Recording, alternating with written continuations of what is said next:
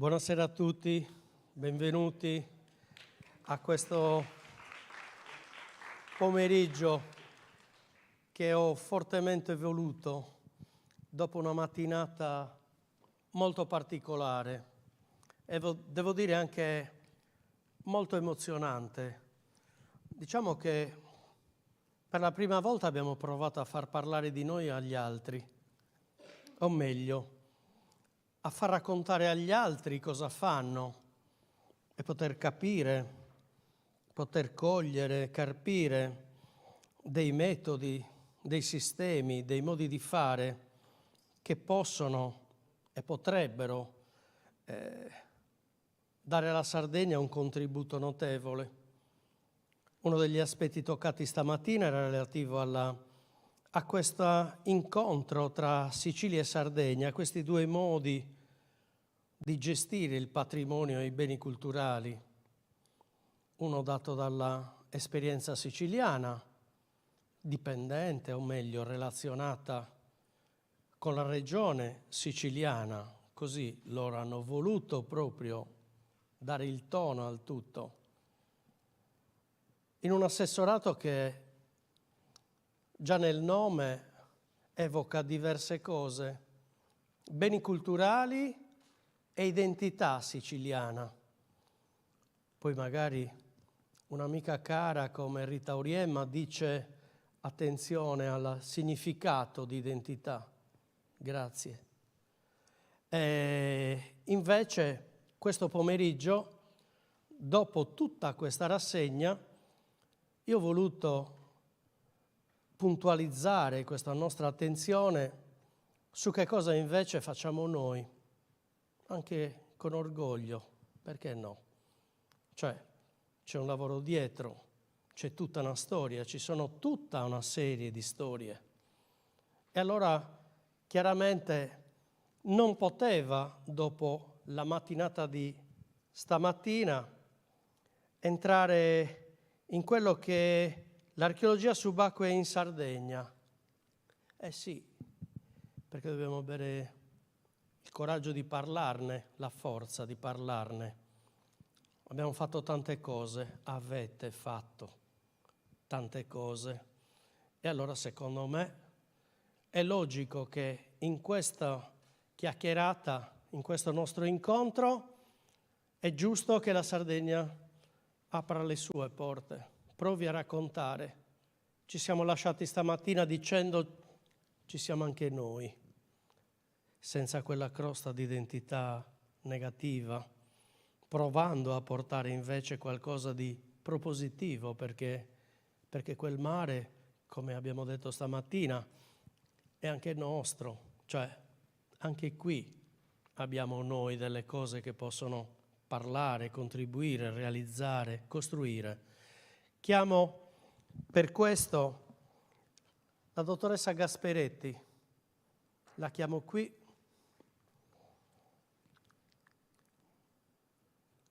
Della Soprintendenza di Archeologia, Belle Arti, Paesaggio per le province di Sassari e Nuoro. La accogliamo con un applauso. È una di noi e proviamo a capire che cosa in realtà nelle terre di sua competenza, in ciò alla quale lei ha dedicato, possiamo dirlo, cioè una vita di attenzione e di ricerca, tutto questo è stato compiuto. Prego Gabriella. Grazie a tutti. Io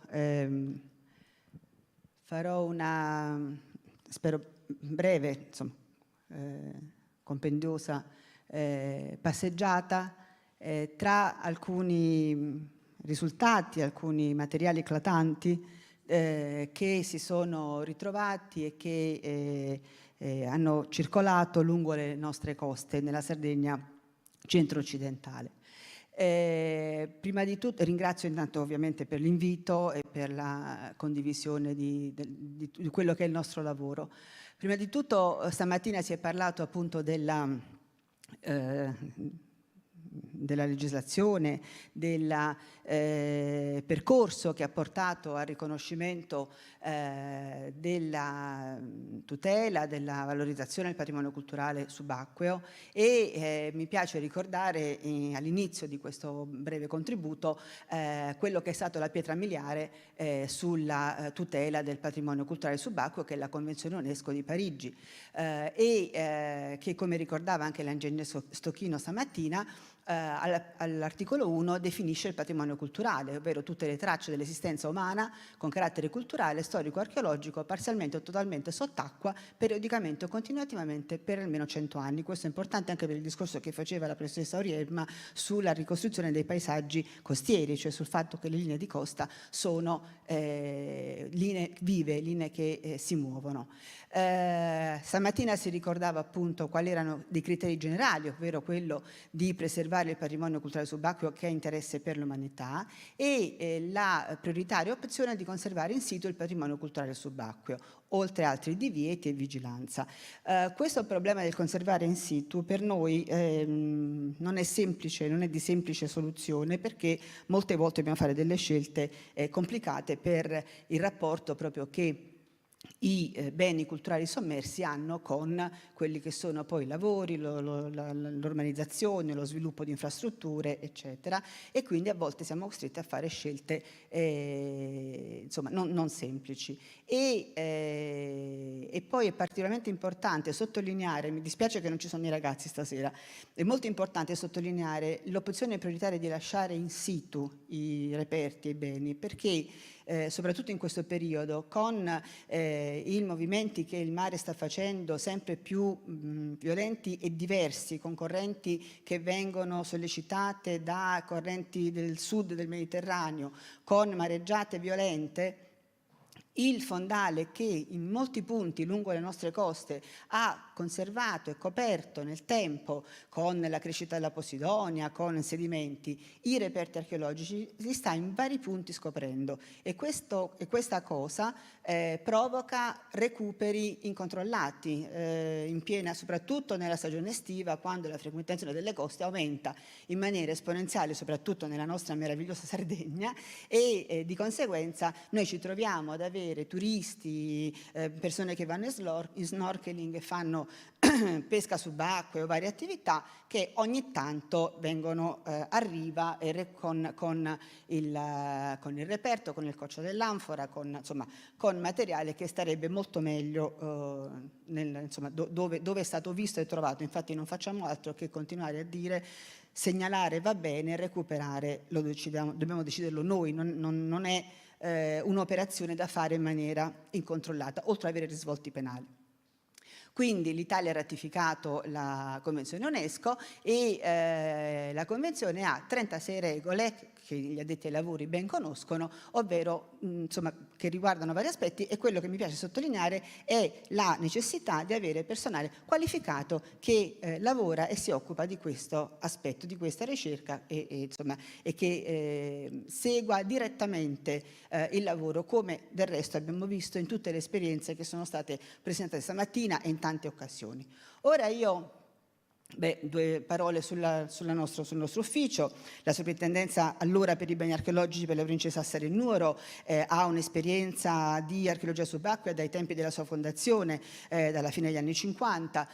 In particolare il professor Francesco Nicosia promosse costantemente per tutta la sua attività le ricerche in campo subacqueo, e veramente all'epoca il nostro ufficio fu pioniere in questo campo, e appunto ricordiamo i lavori sul Retto di Spargi, nella Grotta Verdi di Alghero, nella nave onoraria di Marrizza a Sorso, insomma le attività condotte per molti decenni. Attualmente noi siamo Soprintendenza ABAP, come tutti i nostri uffici territoriali, e continuiamo ad avere competenza sui beni culturali sommersi lungo le nostre coste, nella fascia del mare territoriale, e per quanto riguarda la tutela, per quanto riguarda l'istituzione della Soprintendenza Nazionale per il Patrimonio Culturale Subacqueo, di recente istituzione, come abbiamo sentito anche stamattina, noi svolgiamo attività in raccordo con la Soprintendenza Nazionale. Questo insomma è un fatto anche questo molto importante che tra l'altro ha comportato l'apertura di un centro operativo presso la nostra sede distaccata a Olbia. Ovviamente inutile che ricordi il rapporto con le forze dell'ordine, insomma, che è costante da sempre, in primo luogo con il nucleo tutela patrimonio culturale dei carabinieri, con i sommozzatori dei carabinieri, ma anche con tutti i vari nuclei che a vario titolo si occupano di tutela del patrimonio sommerso e della sicurezza in mare, tra l'altro, compito primario della Guardia Costiera. Ora una breve, veloce carrellata su una serie di materiali che in qualche modo ho voluto scegliere per testimoniare, e questa scelta l'ho fatta insieme al collega Francesco Carrera già da tempo fa, per testimoniare l'importanza e anche un arco cronologico molto lungo vari millenni, dei traffici e dei merci e possibili approdi, insomma situazioni di frequentazione in basso fondale e anche in alto fondale delle nostre coste. Vediamo come la Sardegna settentrionale sia interessata da traffico di nuclei di ossidiana sin dalla più remota preistoria. Stiamo parlando appunto di nuclei di ossidiana ritrovati al largo di Capotesta. Molti ritrovamenti sono, che vedremo in queste slide e vedremo più avanti, sono di carattere fortuito e sono anche alcuni datati. Io non sto facendo un racconto delle ultimissime ricerche soltanto, ma ho preferito appunto dare un arco cronologico molto ampio e in maniera da dare il polso e fare la sensazione di cosa è successo nel tempo lungo le nostre coste. Scendendo di molto nell'età del bronzo, tarda età del bronzo in realtà, abbiamo sicuramente una frequentazione della foce del Rio Silis in comune di Sorso, nell'attuale comune di Sorso, dalla quale anche qui per un recupero, per un sequestro di qualche anno fa, è stato recuperato l'orlo di un vaso, di un'olla nuragica e uno spillone in bronzo. Quindi anche qui abbiamo una traccia, sicuramente sono reperti che provengono dal mare e tra l'altro questo approdo, come tanti altri siti nuraggi del nostro territorio, è stato comunque riutilizzato in età romana come sede del culto di Hermes o di Demetra.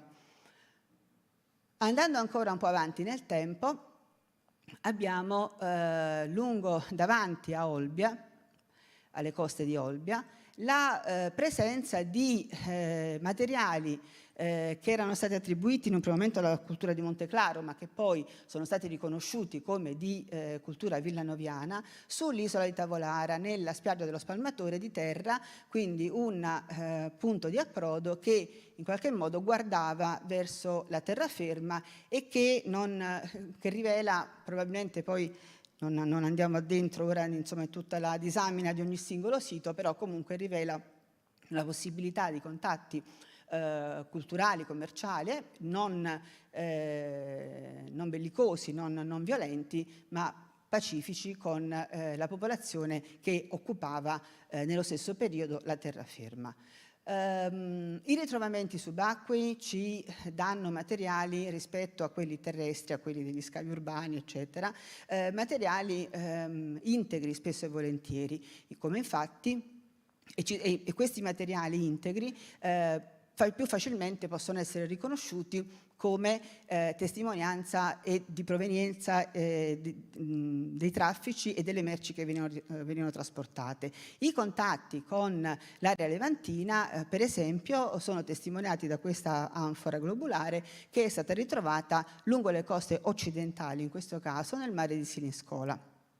E frequentazione e materiali e traffici con la parte orientale del Mediterraneo sono testimoniati, come ben sappiamo, dagli studi del compianto professor Marco Renderi, dal villaggio nuragico di Sant'Imbenia di Alghero, dove all'interno del villaggio, nella sua fase della prima età del ferro, sostanzialmente provengono anfore prodotte localmente che sono state utilizzate come ripostiglio di pannelle in rame, e queste stesse anfore hanno viaggiato, come sappiamo, in tutto il Mediterraneo occidentale e se ne sono ritrovati vari frammenti anche lungo le coste occidentali nell'area di Posada e nel mare d'Ogliastra.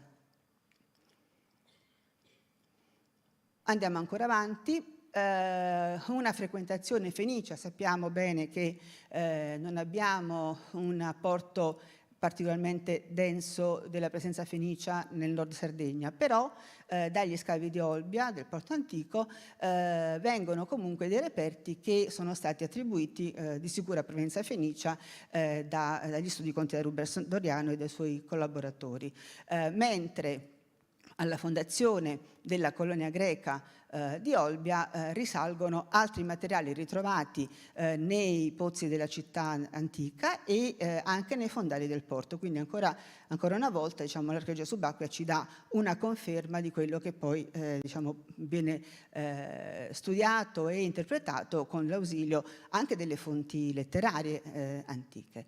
Ancora materiali dalle coste orientali, un frammento di anfora corinzia B, una coppa ionica, una di due in realtà, dal mare d'Ogliastra. Anche in questo caso purtroppo non abbiamo la posizione precisa, i dati precisi sul relitto, che sarebbe molto molto importante andare a recuperare. Io ora in questa carrellata do alcune notizie, alcuni dati su quello che noi sappiamo, però chiaramente dovremmo comunque avere il modo di ritornare a controllare e capire che cosa altro c'è oltre al materiale recuperato in maniera più o meno codificata. Un altro ritrovamento fortuito che ci dà un dato unico nel nostro territorio ed è quello di un'anfora massariota originale prodotta nella zona di Marsiglia dal Golfo della Sinara. Questo è un pescatore che se l'è ritrovata nella rete, è rimasta in casa per molti anni e finalmente siamo riusciti a recuperarla e ora è in trattamento al centro di restauro di Lipunti. Ed è l'unico reperto che io sappia presente sulle nostre coste. Ancora per l'età arcaica, il ceppo di marmo ritrovato davanti a pochi metri dalla riva a Sassari, nella località di Fiumesanto, molti anni fa, esposto al Museo Sanna da anni, che però appunto è un'altra testimonianza di frequentazione e viaggi lungo le nostre coste in un'epoca molto antica. Andiamo avanti fino alle soglie della prima guerra punica, sempre appunto da sequestri della fine del XX secolo, dal mare d'Ogliastra provengono anfore etrusche come questa che vediamo nelle immagini, ma anche anfore greco-italiche del tipo antico. E la zona di Isola Rossa, quindi la zona del Fretum Gallicum, che era un punto particolarmente, come sappiamo, frequentato, ma anche che creava particolari problemi alla navigazione per le insidie che le secche e gli isolotti nascondevano, abbiamo anche qui ancora da sequestri, anfore magnogreche e di epoca un po' più recente e monete magnogreche. E probabilmente qui bisognerebbe addentrarsi parecchio nella discussione, ma può esserci stato un tentativo di fondazione, di inserimento di Siracusa lungo le nostre coste nord-orientali, al quale poi si fa risalire una serie di toponimi, eccetera. Giungendo all'età romana, abbiamo dalle ricerche sui relitti profondi condotte dall'ingegner Gai, che come sappiamo qualche anno fa cercava la corazzata Roma nel Golfo della Sinara e cercando la corazzata Roma ha trovato sei relitti antichi e poi ha proseguito le sue ricerche in tutte le nostre coste. Abbiamo visto anche stamattina le esperienze col Pluto, con i Rov, eccetera. Ecco, il più antico dei relitti individuati dall'ingegner Gai è questo del secondo secolo a.C., il Daedalus IV, che ha anfore greco-italiche non del tipo più antico, insomma, che associate con brocchette di ceramica comune, ceppi d'ancora in piombo, eccetera, ed è in mezzo al Golfo della Sinara. Un reperto straordinario, in questa immagine sono due reperti per me straordinari, perché uno lo conosciamo, è la testa fittile di una statua di Ercole Melkart, studiata da Letizia Guarandi, insomma, che è stata rinvenuta anche questa in bassa profondità del secondo secolo a.C., è stata ritenuta la testa di una statua formata da vari elementi, che doveva essere in uscita dal porto di Olbia, quindi un prodotto locale che destinato a essere esportato, non era in entrata questo oggetto, ma in uscita. E oltre a questo, sulla spiaggia in prossimità dell'area è stato ritrovato poi qualche anno fa, molto tempo dopo, una sorta di testa di mostro marino che potrebbe far parte dello stesso carico, relitto. Del relitto in questo caso non si è trovato niente, potrebbe anche essere il carico disperso per mareggiate, insomma, comunque gettato fuori. Insomma, sappiamo che le circostanze poi di spargimento dei materiali sul fondale possono essere varie. Da un recupero fatto dalla Guardia Costiera durante un monitoraggio ambientale nel 2011 proviene quello che è un oggetto abbastanza misterioso, che è questa forma fittile antropomorfa, leggermente ricurva, con la punta rialzata, che io ho ritenuto, per la quale l'unico confronto che ho potuto trovare con una certa similitudine è una prua votiva di nave da Bittia, che è esposta al Museo Archeologico di Cagliari. Perché? L'oggetto non è finito, è lacunoso all'estremità, conserva la punta, non è una maschera, non è una vera e propria maschera, ha i fori per gli occhi, la protuberanza del naso, questa punta rialzata, potrebbe essere un berretto frigio, ma però secondo me, ripeto, il confronto più calzante è questo di Bittia. E quindi tra questo e tra le terracotte votive pubblicate da professor Pesce ho ritenuto che possa essere appunto attribuibile a una cronoplastica punica, e in questo caso un reperto del genere dall'isola Sinara, l'isola di Ercole, l'isola di Melkart è in realtà l'unico con questa datazione che ci può dare un riferimento a un viaggio con un reperto votivo per una destinazione che poteva essere l'isola o la terraferma, però è un elemento particolarmente interessante secondo me. Iniziamo poi a parlare dei carichi di piombo che vengono dalla penisola iberica, che dureranno non soltanto per la tarda età repubblicana, ma per l'età imperiale romana, il carico di lingotti che abbiamo recuperato da Sassari, dallo Scoglio Businco, con il bollo di Caius Utius Caefilius, il delfino a rilievo. Quindi abbiamo vari esemplari sia nelle nostre coste sia nelle coste del sud dell'isola che testimoniano almeno due rotte, una settentrionale e una meridionale, dello stesso produttore, una famiglia originaria del sud dell'isola. Ancora con questa carrellata che insomma spero sia suggestiva, un ripostiglio di denari d'argento, un tesoretto probabilmente di un Classarius formatosi almeno dalla fine del III secolo, ma naufragato all'inizio del I secolo a.C. e che è stato recentemente studiato e pubblicato da Alessandro La Fragola e Giuseppe Carzedda, e che appunto ci testimonia una frequentazione e l'arrivo di una nave militare, punto di domanda, sulle nostre coste prima della fondazione probabilmente della colonia Iulia Turis Libisonis, che è stato poi l'hub portuale insieme a Olbia delle nostre coste. Ancora il relitto di Spargi, che è arcinoto, che anch'esso insomma, è un'ulteriore testimonianza di un carico di un'uneraria che portava sicuramente mobilia e oggetti di pregio alla fine del II secolo a.C. e altri recuperi occasionali come quest'anfora neopunica che viene anch'essa dal Golfo della Sinara. Il relitto delle tegole del Cane della Maddalena, segnalato a meno 54 metri, adesso è oggetto di ricerche ricerche nel progetto Anfitrite della Soprintendenza Nazionale per il Patrimonio Culturale Sommerso, ci testimonia appunto i traffici e i carichi di laterizi che conosciamo e che anch'essi insomma hanno tentato di passare il Fretum Gallicum senza riuscirci. Dicevamo del piombo, a Rena Maiore abbiamo un carico di piombo stavolta non dalla penisola iberica ma dalla Valle del Reno, con un passaggio al porto di Arles dove sono state caricate ciste, plumbe destinate alla rifusione. Le miniere in questo caso sono imperiali, come sappiamo, e poi abbiamo il grande commercio dei marmi dalla prima età imperiale romana, con altri carichi della media età imperiale che vedremo nella slide successiva, che sono oggetto del progetto condotto dal professor Beltrame della Università Ca' Foscari di Venezia e che appunto testimoniano i carichi di marmo lunense, che è una cosa particolare perché in realtà fino a queste ricerche recenti si riteneva che i marmi bianchi provenissero sostanzialmente dal Mediterraneo orientale. Invece noi abbiamo la testimonianza qui e a Portocervo di carichi lunensi.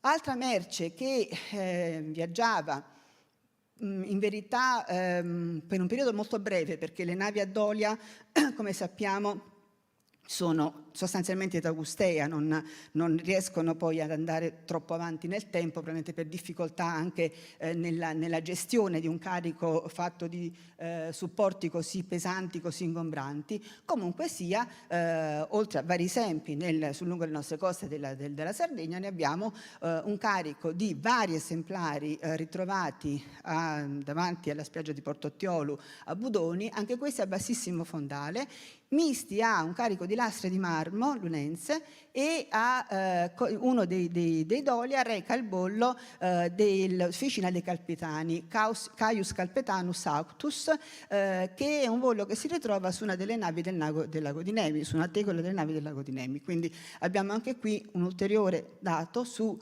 traffici e tra l'altro questo traffici dalla penisola, e tra l'altro questo carico doveva probabilmente essere arrivato al porto di Olbia per poi essere smistato con un piccolo capodaggio lungo le coste per raggiungere una villa, per raggiungere un insediamento lungo la costa.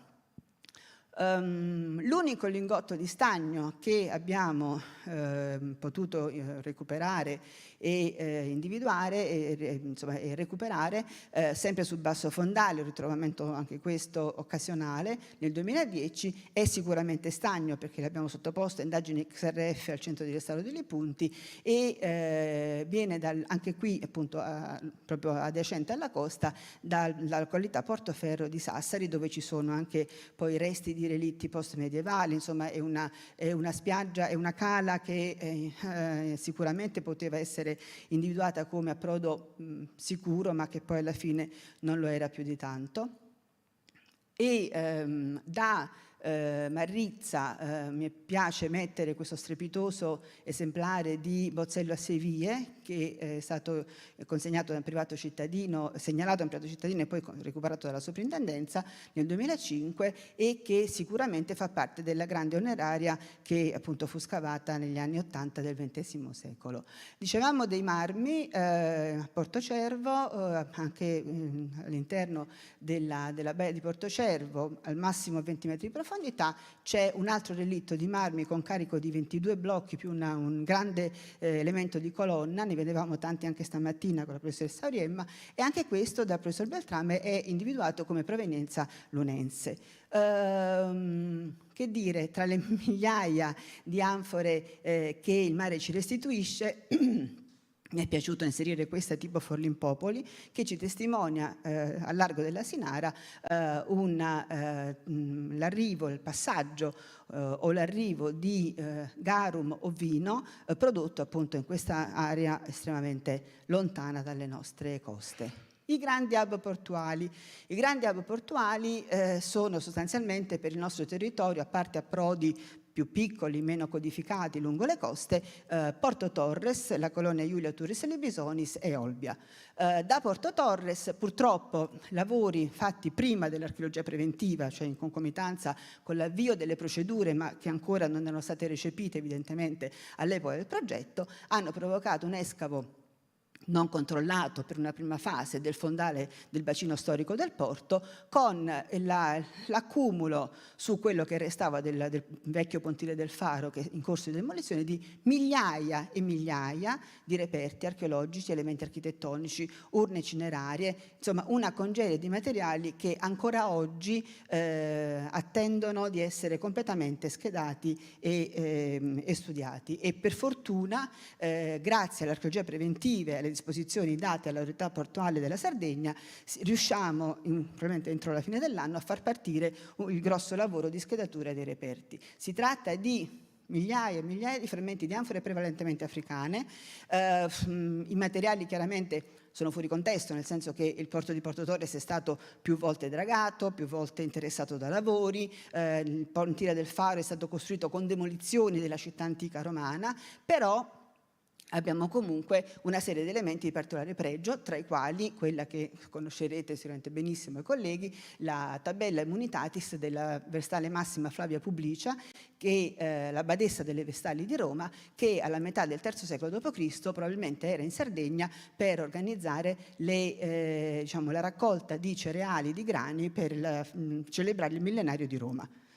Vado veloce. Un'altra classe molto particolare di materiali che viene dall'escavo, da questa situazione diciamo complicata del porto di Porto Torres, sono aree in calcare stuccate e dipinte, forse funerarie ma forse votive. Ne abbiamo vari esemplari, il più intero dei quali è l'Antiquarium Turretano. Ancora relitti profondi dalla penisola iberica, la grande prevalenza del materiale che abbiamo lungo le nostre coste è di provenienza del Mediterraneo occidentale, non mancano elementi della parte orientale, addirittura un'anfora da Sinope, insomma sul Mar Nero, però la stragrande maggioranza chiaramente sono olio e garum, salsa di pesce, sono salsa menta, pesce sottosale, come quelli che erano trasportati sul carico di anfore, sono oltre 2000 anfore, della Sinara. A questo punto voglio dire che per quel carico noi abbiamo recuperato soltanto gli esemplari integri, ma abbiamo lasciato per la fruizione subacquea, si parlava stamattina di percorsi subacquei, la stragrande maggioranza dei frammenti, cioè tutti i frammenti e le mezze anfore sono stati lasciati sul fondo del mare in un'area protetta dal traffico marittimo del traghetto della continuità territoriale con Porto Torres. Quindi abbiamo fatto lo scavo integrale e l'abbiamo spostato, poi potremo approfondire. L'altro hub Olbia, ma di Olbia parleremo più tardi. E continuando, diciamo, venendo ai tempi più recenti, più vicini sull'asse del tempo, la testimonianza di traffici, relitti d'area islamica che con le anforette delle coste nordorientali e con lo scavo del relitto di Capogalera di Alghero, che portava anfore costolate con pesce, che portava almeno 6 giare islamiche fittamente decorate con motivi che diciamo, sembrano scrittura ma in realtà non lo sono, e con un carico di coralli grezzi, possibilmente recuperati nei nostri fondali. Uno degli ultimi, il più impegnativo intervento che abbiamo condotto negli ultimi anni lungo le coste orientali del nord Sardegna, di un relitto naufragato poco dopo il 1712, un cannone spagnolo, ha portato al recupero di 32 dobloni d'oro e di 11 monete d'argento di una nave appunto spagnola che aveva però in questo gruzzolo anche monete del Nuovo Mondo e con il recupero di una pala di timone che in assoluto, a mia conoscenza, è la più grande integra recuperata dai nostri mari, che è lunga 5,30 m, che reca segni di un restauro in antico e che ha comportato problemi di recupero, trasporto e sistemazione di non poco conto. Infine, e ho veramente finito, abbiamo il problema delle navi militari. Oltre alla corazzata Roma, che è sacrario della Marina Militare, che è protetta per questo aspetto, questa tarda primavera, dopo varie ricerche che conducevano i sommozzatori e i vigili del fuoco di Sassari e avevano individuato più o meno l'area in cui poteva essere affondato il Piro Peschereccio destinato al rifornimento delle truppe durante la Seconda Guerra Mondiale. Quest'estate un apneista, abilitato, un operatore del parco, è riuscito a individuarlo a 54 metri di profondità e questa cosa è stata comunicata, diciamo, dalla capitaneria, insomma, in un evento pubblico. Quello che ho detto allora, che ridico adesso, la nave non ha 100 anni, è stata affondata, cioè lei magari di costruzione ha 100 anni, però il relitto è stato affondato 80 anni fa. E quindi in teoria non rientrerebbe nei beni che più di 100 anni sommersi sono soggetti a tutela. Però anche in questa nave sono disperse almeno 6 persone e quindi anche questa nave è un sacrario. Per cui adesso noi dobbiamo organizzarci per trovare la migliore forma di tutela di questo relitto, in maniera che le eventuali volontà di sfruttamento ai fini turistici, perché intanto il relitto è diventato ospite di fauna del golfo, insomma è molto suggestivo, però avendo perso 6 persone nell'equipaggio, che anch'esso diventi un sacrario della Marina Militare. Quindi stiamo lavorando in questo senso. E niente, qui siamo tutti noi e io vi ringrazio. Grazie, dottoressa. Grazie. Dottoressa Gasperetti, bellissimo anche quest'ultimo passaggio. Stamattina c'erano con noi degli amici del Sub-Sinai, che è uno dei primissimi, diciamo, diving, è una parola non giusta, cioè è una struttura che forma la cultura del mare, nata in maniera abbastanza casuale 35 anni fa e che chiaramente proprio attraverso i relitti, noi abbiamo visto quel sommergibile Safari, il sommergibile Safari si è reso autore di una serie di disgrazie anche dal Golfo di Cagliari verso Villa Simius, sono celebri, voglio dire, le immersioni verso il Romagna per creare insomma una cultura del mare e anche una conoscenza del mare. Bene, però andiamo avanti, queste sono considerazioni che magari faremo più avanti. Ignazio Sanna, già funzionario, che brutta questa parola, quando stavamo parlando con Ignazio, ma cosa dobbiamo scrivere sotto il... E allora a me molto innocentemente, no? Per me Ignazio è un amante del mare, cioè è un somazzatore, uno che si butta in acqua per provare a restituire le sue emozioni, i suoi studi soprattutto, le sue considerazioni a tutti noi. Non poteva mancare dopo decenni di attività, insomma, per la soprintendenza allora archeologica di Cagliari e Oristano, oggi Sabap per l'area metropolitana di Cagliari e le province di Oristano e Sud Sardegna. Ignazio, facci vedere le tue emozioni. Il nostro lavoro. Buonasera a tutti. Allora, io oggi vorrei partire, mettiamo, ecco, questa prima immagine. Noi ci siamo dedicati al lavoro diretto in acqua e ovviamente anche a terra per lo studio di tutto quello che in acqua si trovava. Scusi. Quindi io vi porto oggi una selezione di una quantità di lavoro. Questa mappa l'ho messa con dei punti che corrispondono non a un singolo oggetto, ma a una serie di contesti che negli anni, sto parlando di circa quasi 30 anni, abbiamo rinvenuto studiando dei settori, delle aree marine, molte aree costiere, dentro le lagune, anche su fondali medio-alti sino ai 30-45 metri, e comunque credo che il colpo d'occhio, abbiamo praticamente più di 140 contesti, così li chiamiamo noi, che comprendono al loro interno diverse cronologie anche di materiali. Poi ci sono qui, ovviamente, e li vedremo poi dopo quando andrò avanti, delle zone ancora più ampie come il Porto di Cagliari, l'area esterna al Porto di Cagliari, Gonnesa nel Sulcis.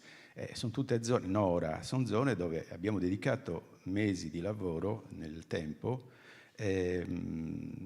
quasi sempre spinti dal monitoraggio del territorio del mare sostanzialmente, perché più lo si frequenta, più lo si conosce. E poi dopo, ovviamente, seguendo, come diceva prima anche la collega Gabriella Gasperetti, il nostro compito istituzionale è quello di fare, per esempio, le indagini o far fare le indagini prima delle grandi opere, le opere pubbliche, comunque gli interventi sui fondali. Sto partendo da lontano, con due due diapositive brevi, perché siamo un'isola e io vorrei partire da anche evidenze preistoriche, e quindi dobbiamo avere un'idea del concetto uomo-mare. Questa immagine ci mostra che tra i 90 e i 50.000 anni fa l'isola di Flores veniva raggiunta da ominidi, anzi, che lì ci sono arrivati via mare. A seguire poi la migrazione, abbiamo una datazione successiva, però già con un uomo anatomicamente formato. Abbiamo anche l'Australia coinvolta. Quindi quando noi poi andiamo a vedere anche raffigurazioni di questo tipo, per esempio nel Mar Bianco, dove compaiono azioni di pesca con datazioni di quel genere 12.000, 5.500 anni fa in grotta, ne hanno trovato a centinaia, che rappresentano bene sia imbarcazioni che anche azioni di pesca di vari tipi di animali, quindi di varie dimensioni. Qui stiamo praticamente notando, come poi è venuto fuori anche in acque danesi e olandesi, con indagini sistematiche, in questo caso sui fondali e con l'escavo del fondale marino, sono venute fuori attrezzature da pesca, oltre a resti di imbarcazioni. Attrezzature da pesca che riconducono anche a tecniche di pesca particolari, quindi ingabbiamenti, eccetera, e molti strumenti, dalle nassi ad altre. E stiamo parlando quindi di tempi molto lontani. Un salto subito in Sardegna, perché in uno dei nostri interventi, in questo caso a Capo Malfattano, all'interno, dove ancora oggi c'è la peschiera, che era solcata da un fiume all'interno, in uno dei nostri interventi di scavo per dare o non dare l'autorizzazione al nuovo recinto della moderna peschiera, abbiamo fatto due trincee, siamo andati giù e qua venivano fuori dei pali che stavano negli strati che abbiamo individuato, riconducibili all'epoca dell'età del bronzo. Dopo vedremo un altro manufatto che invece abbiamo rinvenuto nella trincea che sta sull'altro versante, che richiama molto proprio le immagini che abbiamo visto prima degli apprestamenti per la pesca. E quindi praticamente andando adesso noi sempre più vicini attorno alla Sardegna e cercando di capire come l'uomo sarebbe potuto e quando l'uomo sarebbe potuto arrivare, chiaramente dobbiamo tener conto della variazione del livello marino. E in questo caso, volendo guardare la distanza più breve tra la terra-isole, anche in questo caso quindi le isole, l'isola d'Elba e insomma quel tratto di costa prossimo alla Toscana, abbiamo la Corsica molto vicina a 40 km, ma con un mare, come si vede in quella carta lì, che ha profondità di 700 metri, 500 metri, quindi comunque sono 40 km dove non c'è possibilità di fermarsi o di appoggiarsi a qualcosa. E questo quindi è chiaramente una difficoltà, ma tutto questo ci mostra che noi in pratica in Sardegna, con l'evidenza archeologica, parte da qua. Noi abbiamo per la fase mesolitica, quindi 9.000-7.000 anni avanti Cristo, alcuni siti che restituiscono una presenza dell'uomo già in epoca mesolitica, pochissimi. E poi c'è una pausa che può essere anche ancora una carenza di ricerca, però ancora noi non abbiamo dati che ci danno una presenza anche in questa fase, quindi un intervallo di 500 anni e poi avviene questo. Questo è praticamente il popolamento che quasi di colpo, quasi contemporaneamente, perché le cronologie dei vari siti sono molto lineari, molto appunto ferme su una fase molto ristretta che poi ovviamente si sviluppa, però avviene proprio in un breve periodo questa popolazione della Sardegna. E quindi qui arrivano delle genti con le imbarcazioni di allora, quindi vedremo fra poco le piroghe, che avevano già decine di migliaia di anni di cultura marinara, cioè uno non affronta il mare e non intraprende. Nella prima fase, quella mesolitica, era una situazione già di prospetto sicuramente, quindi di gente che comunque stava ancora provando, facendo delle esperienze, ma questa per esempio ci si imbarca in una operazione di migrazione portando famiglie, portando animali, hanno portato i bovini, hanno portato gli ovini, quindi stai trasportando materiale e uomini e questo lo puoi fare se,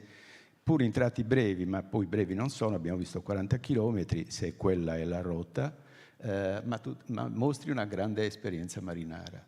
E questo poi abbiamo visto che ricade la maggior parte di questa presenza moltissimo nell'area del Golfo di Oristano, abbiamo visto tutta la Sardegna, però la parte del Golfo di Oristano perché si trova questa montagna, Monte Arci, che è il ex vulcano che ha restituito, quindi era una banca di ossidiana sostanzialmente per quel periodo, quindi una presenza non indifferente per l'epoca. E noi, quando dico noi, io in questa fase preistorica ne parlo, ma ovviamente gli studi principali e gli scavi li ha fatti il compianto Carlo Lugliè, che mi onoro di aver lavorato con lui. Abbiamo queste zone, questi territori sono scavi che abbiamo fatto insieme perché come ufficio abbiamo bloccato dei lavori che stavano per partire e invece ci stava l'evidenza archeologica preistorica. Questo è avvenuto a Savunta, dove c'è il ponte di Marcedì, e questo altro di Rio Sabocco, invece sulla parte meridionale dell'attuale laguna. E quindi sono dei siti che abbiamo. Carlo poi ha voluto il Museo dell'Ossidiana con l'amministrazione comunale al Monte Arci, a Pau, scusate, e ne era anche ovviamente il direttore, il curatore, quindi qui sono riuscito anche a portarlo in acqua, quindi stiamo facendo dei sondaggi proprio lì a Marcedì, nella località di Savunta. E qua già un primo dato, per esempio, interessante per rientrare nel tema di oggi, di queste genti che arrivano, colonizzano, si fermano e si insediano in zone che hanno un obiettivo importante e una realtà importante, sono zone fertili. Qui siamo nella pianura del Campidano, dove inizia la pianura e poi finisce verso Cagliari.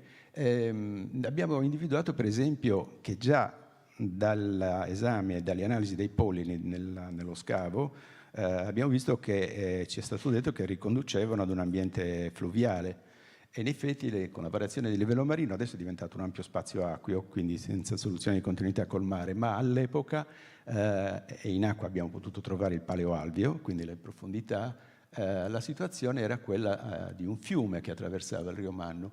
E i due siti, uno aveva praticamente, non aveva conchiglie, non aveva resti di cibo che avevano a che fare col mare, quello che stava più a sud di 6 chilometri. L'altro invece abbiamo trovato tantissime conchiglie, quindi anche qui una differenza di alimentazione in base alla zona di rinvenimento. E però l'altro aspetto che poi rientra nel tema di oggi, secondo me, è questo, che l'ossidiana del Monte Arci, quella nera, che viene trasportata anche dal fiume sino a questi insediamenti, quindi non avevano bisogno di salire al Monte Arci, gliel'aveva già portata al fiume vicino, poi hanno fatto anche quello. Però qui, sempre in questi siti dell'Oristanese, in prossimità del Golfo, è stata rinvenuta anche, appunto con Carlo Lugliè, da questa ascia di giadeite del Monviso. E quindi qui abbiamo un elemento sicuramente importante che determina uno scambio di merci tra l'ossidiana che andava, lo sappiamo anche dai siti che stanno in Liguria, in Provenza e anche nel nord Italia e altre zone. E guardando il mare, prima l'ha mostrata anche Gabriella, questo rinvenimento effettuato a 190 km praticamente dal Monte Arci, l'ossidiana del Monte Arci trovata in acqua con un ripescaggio di un pescatore con le reti da pesca.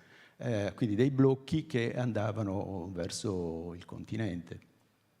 E quindi ci siamo chiesti in questi anni, anche con le grandi mostre di archeologia subacquea che abbiamo fatto, dove era importante, come soprintendenza, era importante comunicare e portare alla gente lo stato della ricerca, i materiali e cosa ci dicono i materiali. Quindi questi viaggi avvenivano con le imbarcazioni dell'epoca, che erano le piroghe.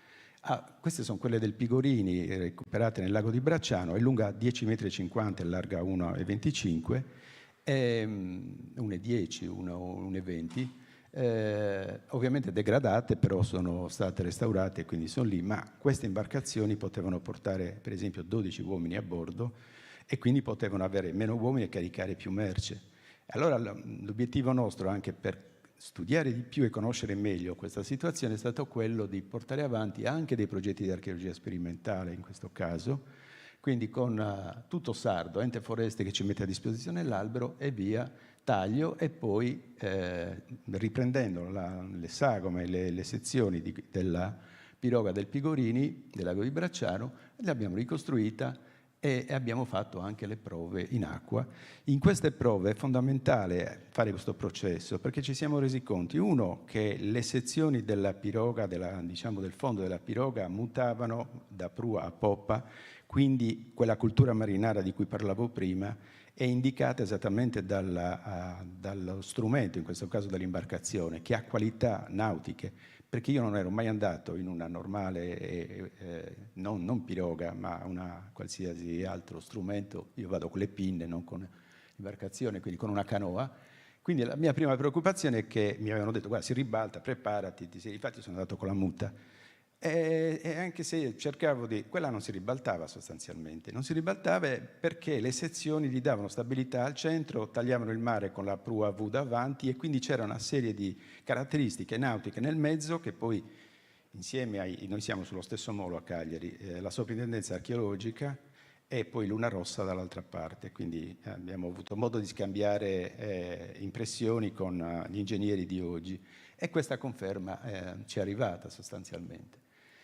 E saltando adesso alla parte più antica, perché mi lego io ai rinvenimenti nostri, quindi ai materiali che abbiamo trovato, all'età invece nuragica in questo caso, e ritorno ancora alla baia di Capo Malfattano, l'altra trincea, andando giù di scavo circa 1,50 m, 1,80 m di sedimento, quindi abbiamo rinvenuto praticamente, è venuta fuori la spiaggia fluvio-marina dell'epoca con residui di ceramica, c'erano vari resti, frammenti di ceramica, ma tra questi frammenti c'era questo particolare oggetto che è un peso da rete da pesca e a fianco, vedete, molto simile, è uno di quelli trovati nel nuraghe Antigori, ma noi l'abbiamo trovato in acqua e tra l'altro lui stava insieme a delle conchiglie, a delle ostriche giganti, molto grandi, che ci dicono di un paleoambiente completamente diverso ad alta temperatura, anche qui dicono una temperatura buona, perché in genere questo gigantismo si trova nei mari del sud ormai e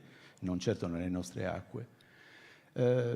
Ancora legato all'età del bronzo, e anche questo da indagini sistematiche fatte in tutta l'area di Nora, in particolare in questo sito, che abbiamo individuato ormai da anni e che monitoriamo continuamente, perché come è stato detto anche prima, il mare conserva e può presentarti delle sorprese che nel tempo, se tu ci vai, riesci a beccarle, ma altrimenti rischi di perderti la continuazione della storia che hai trovato anni prima.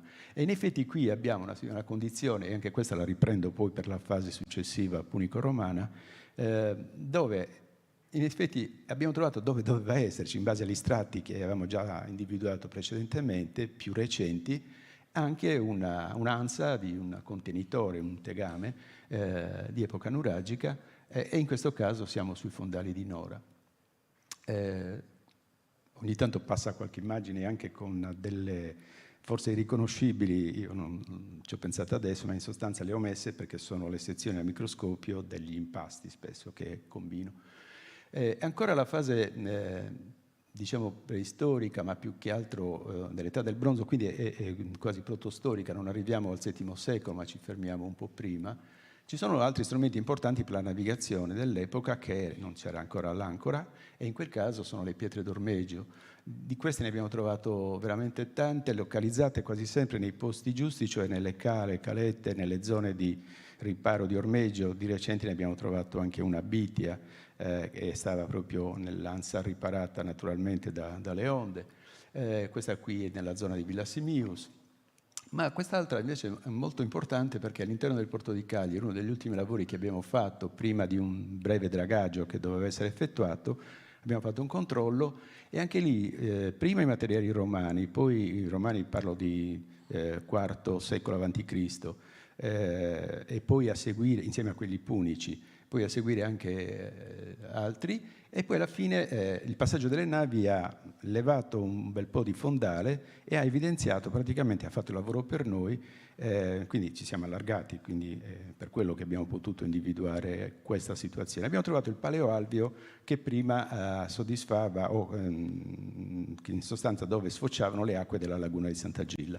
In quel paleoalveo con i ciottoli fluviali, eccetera, c'era quest'altra pietra d'ormeggio che chiaramente non ha nulla a che fare con gli strati precedenti romani, ma è collegabile infatti anche questa sempre all'epoca dell'età del bronzo. E questo riferimento, poi quando dico l'età del bronzo, è perché il riferimento principale è il relitto importantissimo trovato nelle acque turche di Luburun, che a bordo trasportava, oltre a tutto il carico, aveva ancora le sue 25 pietre d'ormeggio di vario peso, perché funzionava il peso e non l'acchiappo che fa l'ancora sul fondale, per le varie esigenze. Quindi vi dicevo, su Nora è dal 97 in effetti, che sono iniziate le indagini e non si sono mai concluse, perché è un particolare luogo, questi sono 27 metri di profondità, ma abbiamo indagato dalla quota 0 fino ai 35 metri finora, e non tutto, perché Nora è colonizzata dalla Posidonia in maniera veramente diffusa, Posidonia che si sviluppa poi nel tempo in altezza, non il fogliame, ma i sedimenti che la generano, quindi dove ci sono le radici, che nella crescita inglobano tutto ciò che sul posidonietto si va a depositare. Quindi noi troviamo sezioni esposte create dalle correnti, cioè che tagliano la prateria di Posidonia e creano delle sezioni che hanno altezze di 2,5 metri, 3 metri, anche 4,5 metri. Quindi questo ci fa capire quanto è potente il riempimento, la crescita di questa biostruttura. Biostruttura che al suo interno mantiene nella sezione esposta tutte queste testimonianze. Quindi su Nora è avvenuta in sostanza una sorta di caso di scuola. Abbiamo potuto studiare la variazione stratigrafica proprio perché si ripete con una sintonia molto precisa la successione delle varie cronologie. E questo era il riferimento che facevo prima al reperto dell'età del bronzo. Questa è una fora punica. Quindi qua siamo su Nora, quindi una serie anche qui di punti, ma che rimandano a contesti, e tra questi certamente quello che nel 99 l'abbiamo individuato nelle prime ricognizioni, e viene questo meccanismo, o meglio questa dinamica, che il materiale che sta in quella parete verticale verde, che è la prateria che è cresciuta, quindi è tutta la parte dei sedimenti, man mano che viene eroso cede materiali che sono inglobati all'interno, che finiscono in questa che si chiama intermata, cioè la radura tra le varie strutture di Posidonia. E quindi compaiono dei materiali. Questi sono i primi indizi. Da questi indizi si raggiunge alla base e si fanno dei brevi scavi, anche manuali, e comunque compaiono, questo è Nora 31, quel sito a 30 metri di profondità, che comincia a restituire anfore di epoca fenicia, quindi anfore fenicie, con delle varianti. Quindi abbiamo vari tipi di anfore. Questa è quella carenata, che rimanda per esempio al circuito dello stretto di Gibilterra, quindi zona Malaga, zona insomma anche Cadice, ma soprattutto la parte interna del Mediterraneo. Combinata per esempio, a noi bastano anche pochi frammenti purché parlino, dico sempre. In questo caso se hai l'orlo, la parete già ti sta dando un'indicazione rispetto alle forme che conosciamo. E quella di su per esempio è un'anfora dello stesso periodo, quindi che ci rimanda alle precedenti, ma viene da Sant'Imbenia, con quell'orlo sollevato così. E così le altre invece ce ne sono che provengono dalle produzioni di ambito nordafricano o ancora di ambito ispanico, oltre a quelle di ambito locale. E quindi vengono fuori materiali che ci dicono che in quel punto c'è un contesto coerente come cronologia di epoca fenicia. Ma adesso proviamo a seguire come Pollicino, in questo caso le anfore. Questa tipologia di anfora, in effetti, con le varianti che stiamo vedendo, l'abbiamo trovata dentro Cagliari. Devo già chiudere, scusa, quando ti vedo. L'abbiamo trovata dentro Cagliari, ma dentro Cagliari nel senso nel porto di Cagliari, e poi l'abbiamo trovata anche a 4 miglia da Sant'Elia.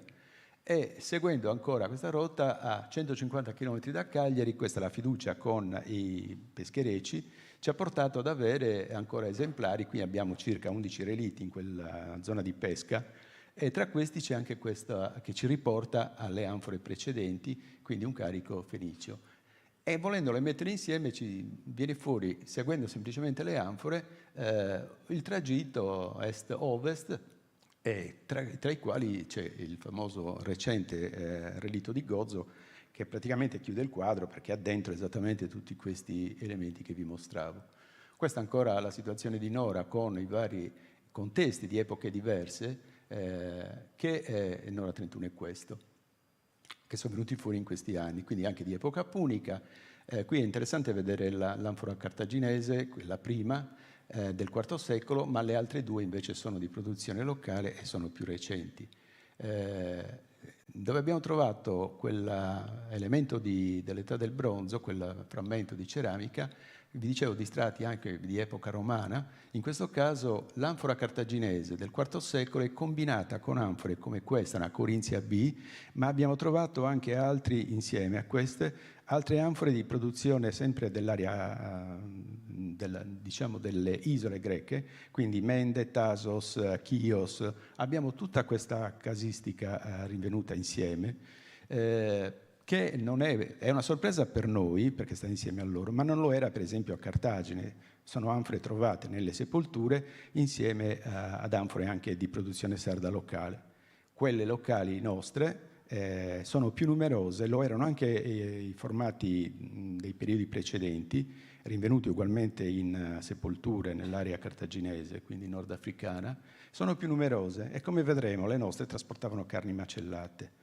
E quindi probabilmente la veicolazione di questo prodotto importante, adesso su queste vado più veloce perché sto mostrando appunto gli scavi che abbiamo fatto comunque di recente anche nella fascia costiera della Baia Occidentale di Nora, che ci ha permesso di individuare con i vari saggi di scavo e anche carotaggi come in questo caso, e poi analizzati. Il nostro è stato un lavoro sempre multidisciplinare coinvolgendo le università, abbiamo lavorato insieme di Cagliari, di Padova, di Bologna e via dicendo, ma anche il CNRS francese, eccetera. E quindi questi carotaggi restituiscono una serie di informazioni e quindi la possibilità di creare delle sezioni stratigrafiche con le datazioni che abbiamo fatto.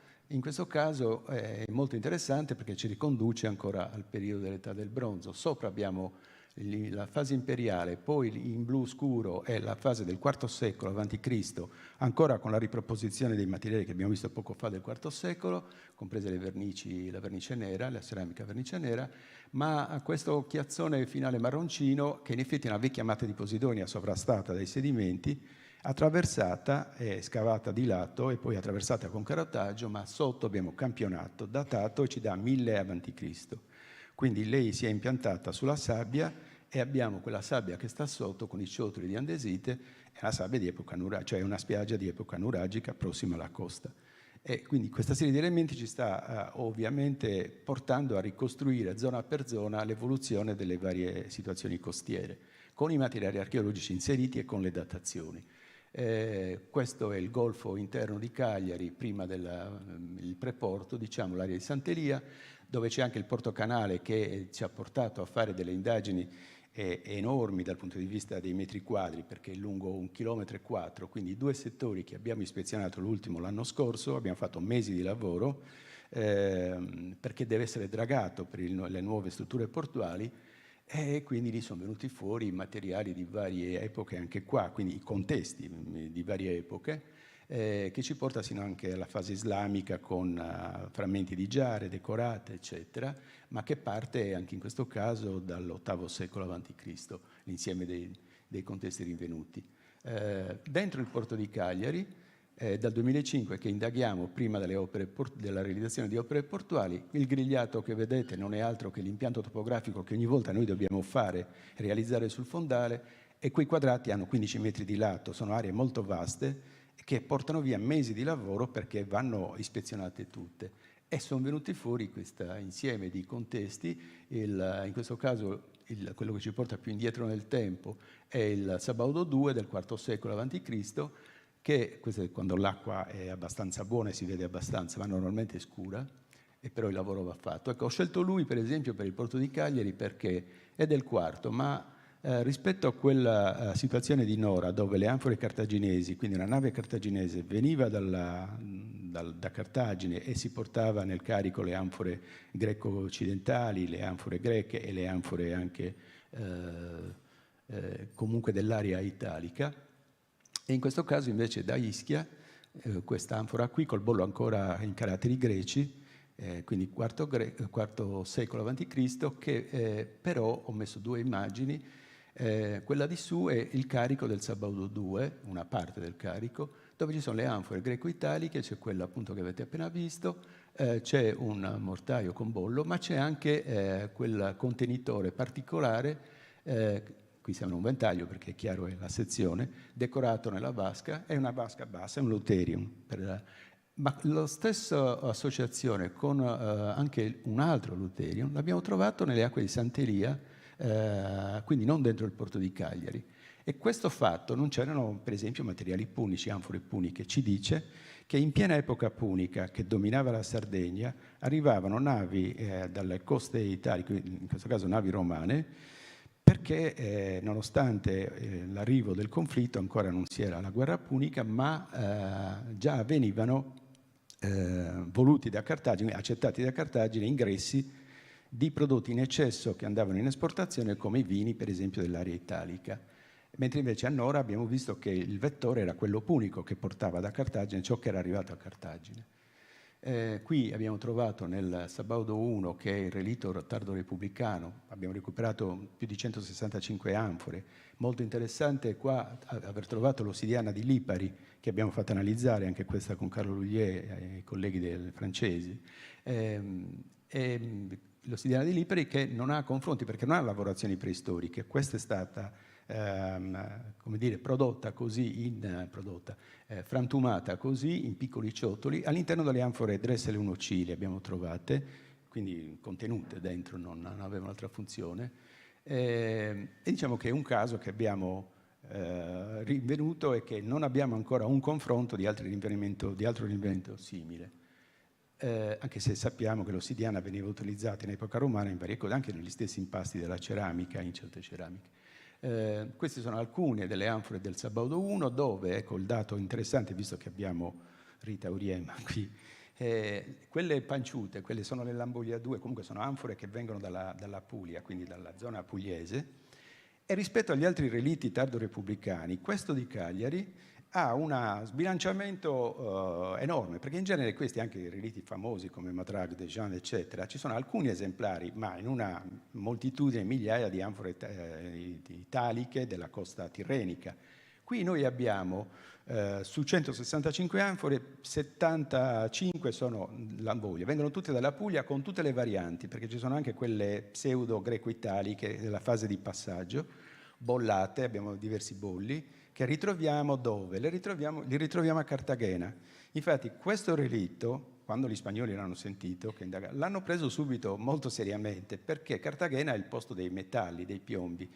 E siccome nel nostro relitto abbiamo anche tutte le ceramiche, comprese quelle di Delos e di Pergamo, oltre a quelle italiche, quindi c'è il passaggio est-ovest che vi dicevo prima, determinato dal carico di questo relitto, che andava con questo carico, quindi mercanti ex greci, romani ormai, che comunicavano e mercanteggiavano con il sud della Spagna per avere poi i lingotti di ritorno. E spesso nei lingotti di ritorno in questa fase c'erano le anfore, non più quelle che erano partite dall'Italia o dalla Puglia, ma quelle riprodotte simili in quei territori. Vedi il relitto di Mal di Ventre con i lingotti di piombo che da poco abbiamo potuto riverificare, analizzare gli impasti perché le forme non tornavano e sono le repliche delle Dressel 1 che abbiamo italiche sostanzialmente di ritorno. Quindi questa serie di dati, questa ve l'ho messa perché l'evoluzione appunto dei vari relitti del porto di Cagliari con le anfore che vi ho appena detto, però anche questa, come accennavo prima, che invece di produzione locale ha siluro così, e questo in questa sede l'ho voluto ancora portare perché aveva le carni macellate, come la maggior parte di queste anfore che noi abbiamo, quindi ovi caprini. Ma l'importanza è questa, l'importanza di questa presenza, di questo contenuto, che quel contenitore è un contenitore punico, poi c'è chi fa il sofismo, vuol fare finezza, può dargli un'altra determinazione, cioè di origine punica, di tradizione punica. Sta di fatto che i romani, che ormai avevano romanizzato la Sardegna, siamo alla fase finale della tardo repubblicana, accettavano o comunque non ponevano problemi perché circolasse l'anfora ancora prodotta in forma punica con dentro le carni, e soprattutto queste, come vi ho detto prima, le ritroviamo poi a Cartagine nelle sepolture, quindi mangiata la carne gli accompagnava evidentemente il ricordo anche nella fase finale. Mentre invece prima vi dicevo che le anfore di ritorno, quelle repubblicane, venivano riprodotte in coppia nelle officine per esempio ispaniche. In questo caso invece non viene riprodotta in coppia da altri, rimane lei l'anfora, diciamo, sardo-punica, che continua a circolare ancora sino alla fine della fase repubblicana e acchiappa anche l'inizio di quella imperiale, cioè la prima parte. All'interno, quando vi parlo di carni macellate, abbiamo sempre recuperato le anfore con tutti i sedimenti, setacciandoli in laboratorio e cercando di ricavarne il massimo che ancora quei sedimenti conservavano. Questo vado veloce, sto per chiudere, grandi contenitori come i Dolia, se ne è parlato prima.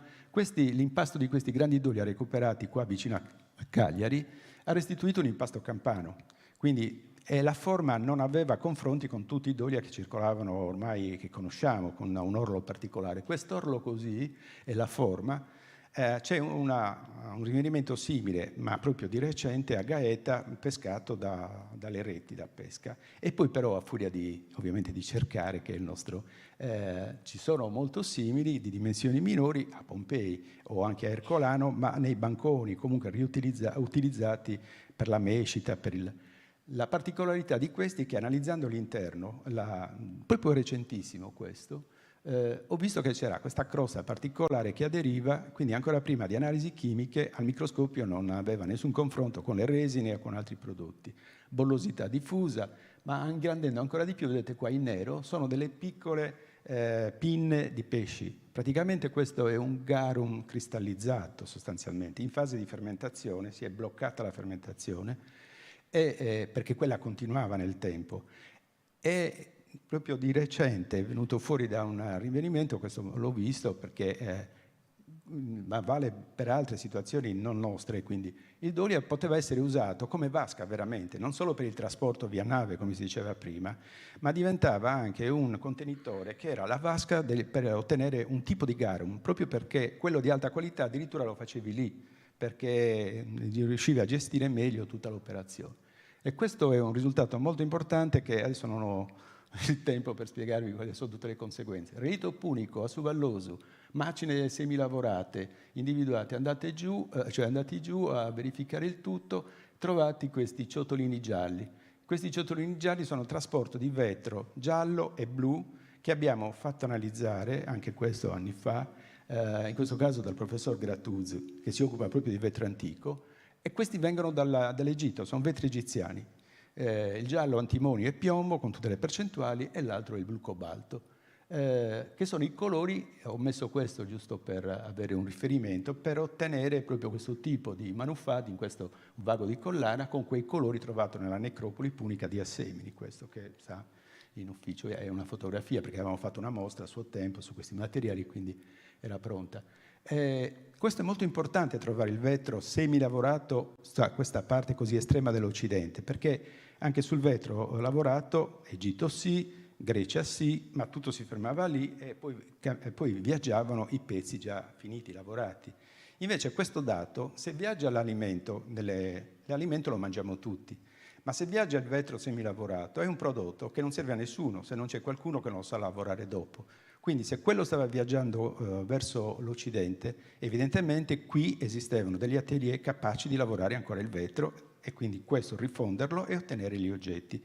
E in questo caso vale Tarros, ma ho trovato di recente che ci sono delle situazioni nuove proprio in Provenza, quindi è, diciamo, una sorta di punto finale d'arrivo. Oppure questi vetri potevano andare anche alle Baleari, dove già hanno studiato il vetro antico perché hanno dei vetri che possono produrre, ma gli mancavano questi colori, per esempio questo detto dal professor Hoffman. Altro relitto, questo è veramente il penultimo, no scusami. No. Ti devo stoppare. Vabbè, finisco perché è fantastico. L'ultima, questa è Santa Giusta, ve la faccio solo vedere così, finisce così e siccome mi stoppi io devo dire che la ricerca continua. Scusami. Bene, allora abbiamo un'inversione di programma, visto che sentendo il soprintendente, sentendo lo specialista Rubens Doriano, sentendo le amiche e le colleghe della Soprintendenza Archeologica di Cagliari con tutta la loro sigla e tutte le loro, declinazioni, io chiamo, a proposito di Isola del Genio e dell'Ingegno, comprendere il passato dell'universo per interpretare il futuro, Heinz Telescope e le altre grandi infrastrutture di ricerca. Per favore, io invito qui sul palco Federica Govoni, direttrice dell'INAF, Osservatorio Astronomico di Cagliari, Alessandro Cardini, direttore della sezione Istituto Nazionale di Fisica Nucleare di Cagliari, e Carlo Fusi, che coordina, presenta questa sessione,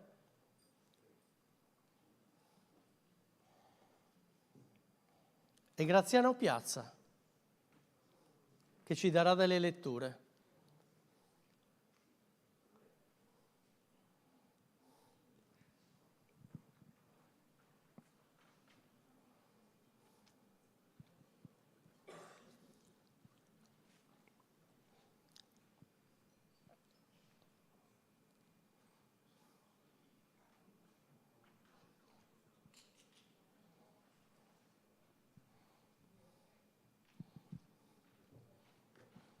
Prego, l'altra di qua.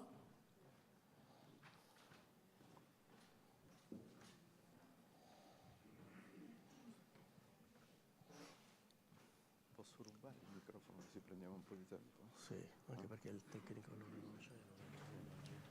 Ma sì.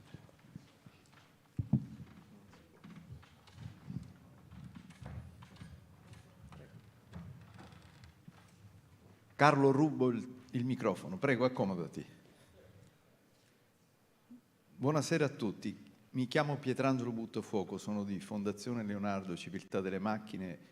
Abbiamo costruito questo incontro con Fondazione Monteprama e ho rubato il microfono perché mi preme dire una cosa, ed è questa, che molto spesso i poeti, attraverso un atto di creazione, riescono ad anticipare, ben più che in forma di presagio, quello che arriva dopo. E forse qualcuno tra voi ricorderà un preciso brano di Franco Battiato dove c'è la descrizione esatta di quel che accade, non accadrà. È il momento esatto in cui radunati, chiamati, convocati intorno a una navicella spaziale verso una meta, le porte di Sirio, nella Via Lattea, si conclude e accade, non accadrà, quel che per la storia dell'umanità da sempre è stato il momento in cui, andando incontro al futuro, tutti noi, in virtù di scienza, grazie alla poesia, riusciamo ad avere l'esatta rappresentazione di un mondo che già c'è, pur non essendoci ancora. E quel che noi vediamo attraverso la scienza, attraverso i telescopi, è accaduto milioni di anni fa, ci impone quasi in un salto, come a voler vedere insieme la tecnologia e l'archeologia, certo, perché tutto quel che noi vediamo in virtù di telescopio è accaduto milioni di anni fa. E così come quando col lavoro dell'archeologia ci arrivano i reperti e quei reperti ci parlano e ci danno il senso stesso di quel che nella storia ha accompagnato anche i nostri errori, anche l'assenza stessa di quel che nella verità è l'incontro con l'oblio, quel buio dove va a scavare il telescopio non è altro che il racconto di una luce tutta da decifrare. Ebbene, in queste giornate si sono incontrate le due fondazioni e in queste giornate si sono incontrate le due isole del Mediterraneo, la Sardegna e la Sicilia. E siccome la Sardegna è pur sempre la terra dell'innovazione, se ci pensiamo è stata la terra dove è nato l'internet italiano, mi piace immaginare e vedere come quella canzone di Franco Battiato abbia saputo inverarsi laddove dai visceri di una miniera serge e s'alza un telescopio che va a restituire all'umanità intera quel sonoro altrimenti impossibile da catturare, perché è come se noi avessimo avuto la visione di tutto come in un film muto. Le onde gravitazionali evocate continuamente nei brani di Franco Battiato adesso diventano sostanza concreta e l'Italia è candidata proprio in virtù di questa specialissima natura sarda. E dall'altro lato, nello Ionio, nell'altra isola, dai fondali, nello Ionio, accanto a Capopassaro, un altro telescopio subacqueo va a guardare in cerca dei neutrini. Ecco, lì dove si completa il bisogno di scienza che diventa sapienza, che assomma saggezza e che costruisce e fabbrica non quel che accadrà, ma quello che già c'è. Ed è, ancora una volta, non lo posso fare perché è vietato per diritti d'autore, il saper essere partecipi in quella navicella dove tutti noi siamo, nella Via Lattea. Grazie.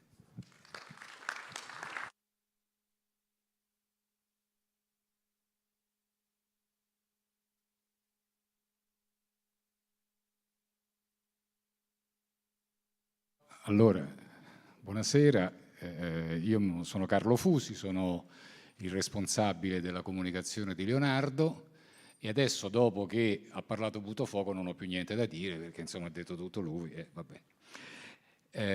No, in realtà noi stasera siamo qua perché vorremmo provare a fare un viaggio breve ma significativo diciamo nello spazio siderale, nella profondità dello spazio, laddove appunto, come diceva Pietrangelo, ci sono i segnali di quello che è accaduto miliardi di anni fa, 14 miliardi di anni fa, cioè quando c'è stato il Big Bang, per capire attraverso quelle tracce quale sarà l'evoluzione dell'universo e come finirà, visto che c'è stato un inizio. Per millenni gli uomini si sono interrogati su questa cosa, come è successo, cosa è accaduto.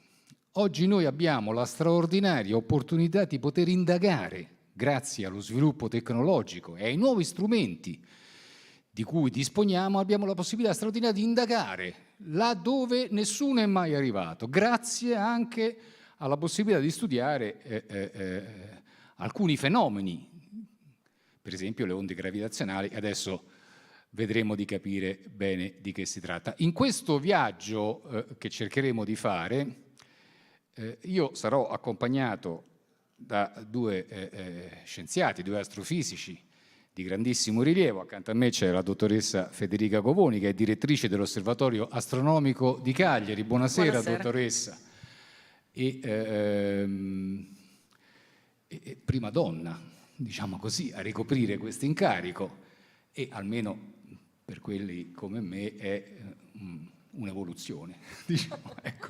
E quindi complimenti e congratulazioni. Siamo in attesa poi del dottor Alessandro Cardini, che è direttore della sezione di Cagliari dell'Istituto Nazionale di Fisica Nucleare, che appunto insieme con noi ci aiuterà a capire fin dove possiamo arrivare. Ma come possiamo arrivare? Ci possiamo arrivare, dicevo prima, attraverso lo sviluppo tecnologico, attraverso alcuni strumenti, uno dei quali, quello di cui discuteremo stasera, è un grandissimo telescopio, il più grande, il più moderno, il più attrezzato telescopio per studiare appunto l'evoluzione, l'inizio dell'universo, l'Einstein Telescope, che dovrebbe, e ce lo auguriamo tutti, essere impiantato qui in Sardegna, e sarebbe davvero un riconoscimento importante per l'Italia e per l'isola.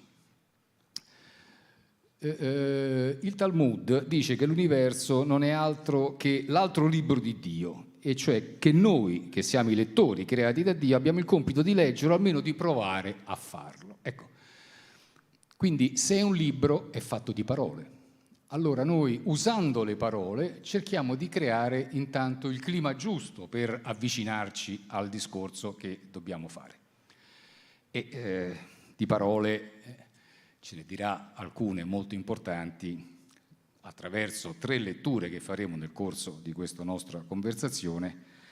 Graziano Piazza, attore e regista, premio Flaiano 2023, che ci introdurrà in questa nostra discussione attraverso il primo brano, a cui poi ne seguiranno altri 2. Grazie.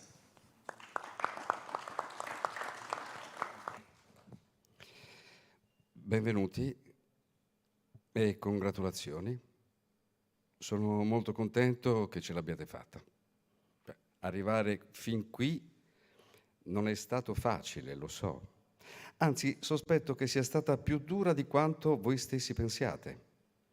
Allora, tanto per cominciare, per consentire a me e a voi di essere qui in questo momento, trilioni di atomi che vagavano ognuno per conto proprio hanno avuto la gentilezza di assemblarsi in una combinazione molto complicata, e questo appositamente per creare noi. Per i prossimi anni, ci auguriamo che siano ancora molti, queste minuscole particelle si impegneranno a cooperare senza mai lamentarsi in una serie di sforzi che richiederanno tutta la loro abilità, e questo al solo scopo di mantenerci integri. Perché gli atomi si prendano questo disturbo resta ancora un enigma. Dal loro punto di vista, essere me o voi non è un'esperienza molto gratificante. In fondo, per quanto ci concedano la loro più devota attenzione, agli atomi non importa nulla di noi, anzi, non sanno neanche che esistiamo. Per la verità, non sanno di esistere nemmeno loro. Dopotutto, sono solo delle stupide particelle. A prescindere da cosa altro possa essere, a livello chimico la vita è estremamente banale: carbonio, idrogeno, ossigeno, azoto, un po' di calcio, un goccetto di zolfo e una spolverata di altri elementi molto comuni, nulla che non si possa trovare nella farmacia sotto casa. Ecco, tutto qui, non serve altro. L'unica particolarità degli atomi che costituiscono il nostro corpo è appunto il fatto che costituiscono noi. D'altra parte, il fatto che noi abbiamo i nostri atomi e che essi siano tanto determinati ad assemblarsi è solo una parte del processo che ci ha portati fin qui. Allora, trovarci qui adesso, vivi, nel XXI secolo, e così intelligenti da esserne consapevoli, significa essere stati i beneficiari di una straordinaria dose di fortuna biologica. Sopravvivere sulla Terra, non è una faccenda sorprendentemente complicata, Anzi, lo è. La maggior parte, qualcuno sostiene il 99,9% dei miliardi e miliardi di specie viventi esistite dall'alba dei tempi, oggi non esiste più. Allora, una curiosa caratteristica della nostra esistenza è che veniamo da un pianeta adattissimo a promuovere la vita e ancora più efficiente a portarla all'estinzione. Quindi, per rimanere in circolazione per miliardi di anni, occorre essere pronti a modificare tutto di se stessi, forma, taglia, colore, specie di appartenenza, tutto insomma, ed essere pronti a farlo ripetutamente per evolvere da primordiale globulo atomico protoplasmico a esseri umani moderni, eretti e senzienti. Abbiamo dovuto mutare, escogitando caratteristiche nuove, e abbiamo dovuto farlo in una sequenza temporale precisa per un tempo estremamente lungo. In momenti diversi, negli ultimi 3,8 miliardi di anni, dapprima abbiamo aborrito l'ossigeno, poi l'abbiamo amato alla follia, ci siamo fatti spuntare ali, pinne ed eleganti vele dorsali, abbiamo depositato uova e falciato l'aria con lingue biforcute, siamo stati lisci o pelosi, abbiamo vissuto sottoterra e sugli alberi, siamo stati grandi come cervi e piccoli come topi e milioni di altre cose ancora. Una minima deviazione da ciascuno di questi processi evolutivi e adesso ci ritroveremmo a leccare alghe dalle pareti di una grotta, a ciondolare su una riva rocciosa alla maniera dei trichechi o ancora a sfiatare da un'apertura sopra la testa prima di immergerci a 18 metri di profondità per concederci un boccone di quei deliziosi vermi che vivono affondati nella sabbia. La nostra fortuna, d'altra parte, non si è limitata al fatto di essere inclusi fin dai primordi in una linea evolutiva favorita dalla selezione. Siamo stati anche estremamente, diciamo pure miracolosamente, fortunati per quanto riguarda il nostro albero genealogico personale. Consideriamo che per 3 miliardi e 800 milioni di anni, un periodo di tempo superiore all'età delle montagne, dei fiumi e degli oceani, ognuno dei nostri avi, per parte di padre e di madre, è stato abbastanza attraente da riuscire a trovarsi un compagno, abbastanza sano da essere in grado di riprodursi e a tal punto benedetto dal fato e dalle circostanze da vivere abbastanza per farlo. Nessuno dei nostri diretti progenitori è stato schiacciato, divorato, nessuno è morto affogato di fame, trafitto a tradimento, ferito anzitempo o in qualsiasi altro modo distolto dal fondamentale compito della sua vita, quello di consegnare al partner giusto e al momento giusto quella minuscola quantità di materiale genetico necessaria a perpetuare l'unica possibile sequenza di combinazioni ereditarie che alla fine, incredibilmente e per un tempo così breve, avrebbe prodotto ciascuno di noi. Grazie. Grazie per questo quadro evolutivo. Il brano è tratto dal libro di Bill Bryson, Introduzione a breve storia di, tra parentesi, quasi tutto. Nel frattempo ci ha raggiunto il dottor Cardini, direttore della sezione di Cagliari dell'Istituto Nazionale di Fisica Nucleare, come dicevo prima. Buonasera. Graziano, non te ne andare. Buonasera, perché ci ritornerai utile tra poco e visto che il dottor Cardini è appena arrivato, lo coinvolgo subito nella discussione, perché insomma il cuore di questa conversazione è questo, dicevo, il progetto di questa infrastruttura, l'Einstein Telescope, una struttura d'avanguardia, un osservatorio per onde gravitazionali di nuova generazione che ci consentirà, ci dovrebbe consentire di svelare alcuni dei misteri dell'origine dell'universo. Però, dottore, ma insomma, ce lo spiega che cosa sono queste onde gravitazionali di cui tutti parlano, dicendo che è un salto nella conoscenza enorme? Ecco, ma perché? Allora, rinnovo il buonasera a tutte e a tutti. Allora, queste onde gravitazionali che cosa sono? Allora, quando Einstein ha modellizzato l'universo, si è allontanato dalla visione, diciamo, più tradizionale in cui, che ne so, il Sole attira la Terra, forze attrattive così, e ha immaginato lo spazio come un'entità deformabile nel quale più un oggetto è pesante, più deforma lo spazio. E quindi il Sole deforma molto lo spazio e deformandolo la Terra gira in questa conca creata dal Sole. L'effetto è lo stesso del fatto che come se ci fosse una forza, ma in realtà è una visione un po' diversa.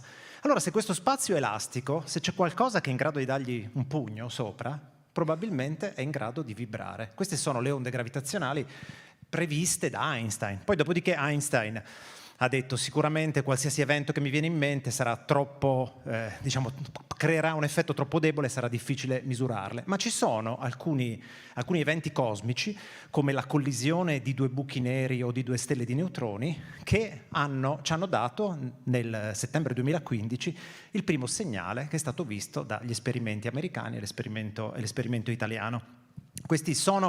Si era già avuto in passato una prima prova indiretta, per esempio delle cose, diciamo, soprattutto delle quali si occupa la mia collega. C'erano state 2 stelle che ruotavano una intorno all'altra, un'altra era una pulsar, quindi era un radiofaro, e avevano visto che queste 2 stelle giravano in modo sempre più velocemente, credo, esatto, velocemente, perché una stava cadendo intorno all'altra. E la velocità con cui cambiava questa velocità di rotazione era perfettamente secondo la teoria di Einstein, cioè l'energia irraggiata da questo sistema era perfettamente compatibile con l'irraggiamento di onde gravitazionali. Quindi erano già state viste indirettamente, ma poi gli esperimenti che sono stati realizzati hanno permesso di vederle. Questo ha portato a un grosso cambiamento, cioè abbiamo visto qualcosa che era stato previsto solo 100 anni prima. Ma che cosa ci dà in più? Ci ha permesso di avere oggi un nuovo occhio, un nuovo strumento per osservare il cosmo. Quindi è questo che ci stanno dando le onde gravitazionali, veramente un nuovo occhio per studiare l'universo da un nuovo punto di vista. Noi percepiamo il mondo attraverso gli occhi, il gusto, l'olfatto, i suoni. Ebbene, l'universo lo possiamo guardare con gli occhi, attraverso dei telescopi, con i radiotelescopi, con le onde gravitazionali. Quindi un altro strumento diverso per vedere cose nuove e capirle meglio. Per conoscere certamente. Bene, non l'ho detto prima, ma naturalmente ringrazio la Fondazione Monteprama che ha organizzato questo nostro incontro e che ha consentito a me di imparare, di stare qui in modo da poter imparare qualcosa di così importante e naturalmente adesso voglio coinvolgere la dottoressa Govoni, che come dicevo prima è direttrice dell'Osservatorio Astronomico di Cagliari, poi direttore, direttrice, insomma diciamo poi ognuno si comporta come crede. Ecco, un profano come me, insomma, dice, ok, d'accordo, con questo strumento noi andiamo lontanissimo nel tempo, 14 miliardi di anni fa, e neanche riusciamo a capire questo numero. Ecco, ma dunque noi indaghiamo cosa è successo e quindi siamo come degli archeologi che vanno a cercare, prima abbiamo visto dei reperti bellissimi, insomma, vanno a cercare quello che è successo per capire quello che potrebbe succedere. Quindi, dottoressa, ma perché è così importante andare così tanto indietro nel tempo per capire cosa è successo e come questo ci può aiutare poi a capire l'universo dove andrà a finire? E noi con loro, con lui. Cioè.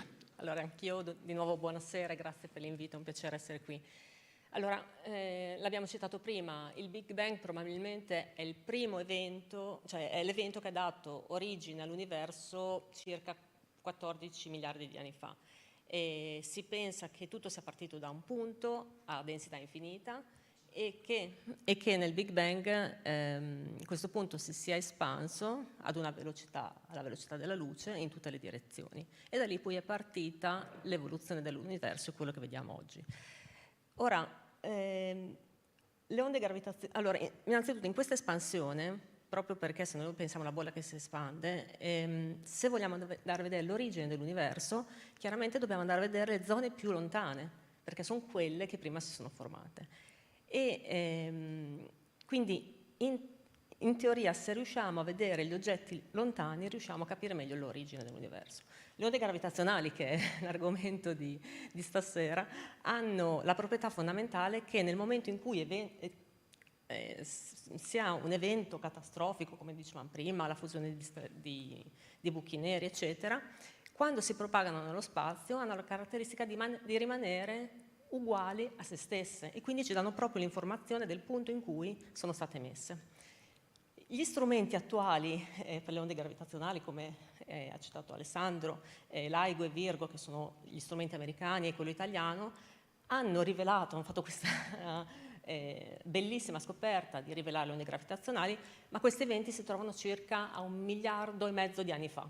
Che detto così è tantissimo, ma se vogliamo arrivare su scala, certo, esatto, se vogliamo arrivare a 14 miliardi di anni fa, abbiamo bisogno di andare ancora più sensibili, per questo l'Einstein Telescope. Se con l'Einstein Telescope riusciremo a trovare oggetti così lontani, potremo andare a scoprire le origini dell'universo, e a quel punto, note le origini, note la struttura attuale e noto come l'universo evolverà, riusciremo a mettere insieme quello che è il passato, quindi l'origine, il presente, che è la struttura dell'universo, e il futuro, quindi l'evoluzione.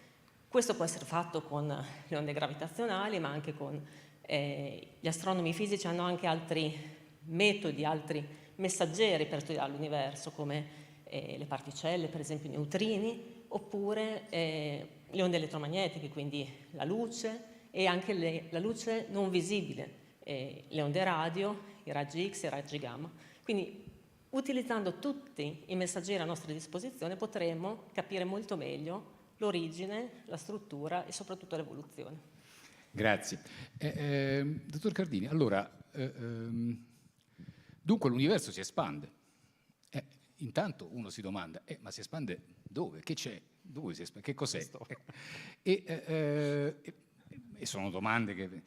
Però ecco, espandendosi, noi attraverso l'Einstein Telescope potremmo studiare porzioni più grandi di universo rispetto a quelle che fino adesso abbiamo studiato. Ecco, e dove ci porta tutto questo?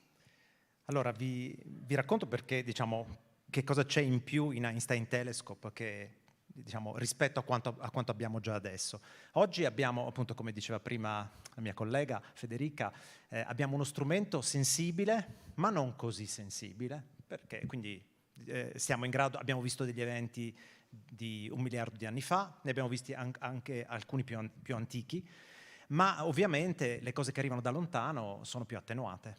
Quindi abbiamo bisogno di uno strumento più sensibile per andare più lontano, più sofisticato. E questo, diciamo, è il motivo per cui vogliamo realizzare una nuova generazione di esperimenti per guardare le onde gravitazionali. Stiamo passando, diciamo, dal telescopietto piccolo al telescopio di Monte Palomar, diciamo, o, giusto per fare un esempio, ecco. Hubble, insomma, diciamo. Sì, esatto, però diciamo che osservano appunto cose, sempre le onde gravitazionali. Allora, per realizzarlo, che cosa dobbiamo fare? Beh, allora la tecnologia che usiamo adesso, che è la tecnologia dell'interferometria, l'interferometro, ora diciamo, è complicato magari raccontarlo velocemente, ma sostanzialmente è un metro che misura la differenza, la variazione di lunghezza, un metro molto molto sensibile. E questo metro è tanto più sensibile, più lo facciamo lungo questo metro. E queste lunghezze sono i bracci di questo interferometro, che oggi negli esperimenti attuali in Virgo e LIGO sono lunghi 3-4 km, quindi noi abbiamo degli esperimenti che sono delle L messe nella campagna pisana o in mezzo al deserto o in mezzo al sud degli Stati Uniti, con dei bracci lunghi 3-4 km, ma per fare un esperimento di prossima generazione molto più sensibile allungheremo queste distanze, arrivare a 10-15 km. Gli americani vogliono arrivare addirittura a avere dei bracci lunghi 40 km, ma loro hanno dei deserti dove poter realizzare questa cosa. Vi faccio notare che se noi riusciamo a aumentare la sensibilità di questi strumenti di 10 volte, significa che noi guardiamo 10 volte più in quella direzione, 10 volte più in quell'altra, 10 volte più in quell'altra, e quindi il volume dell'universo è 10 che esploriamo, è 10 al cubo volte più di prima, cioè 1000 volte di più. Oggi stiamo osservando con gli esperimenti attuali circa un collasso buchi nero, buco nero o stelle di neutroni ogni settimana. Arriveremo ad averne tanti l'ora di questi eventi con uno strumento così sensibile.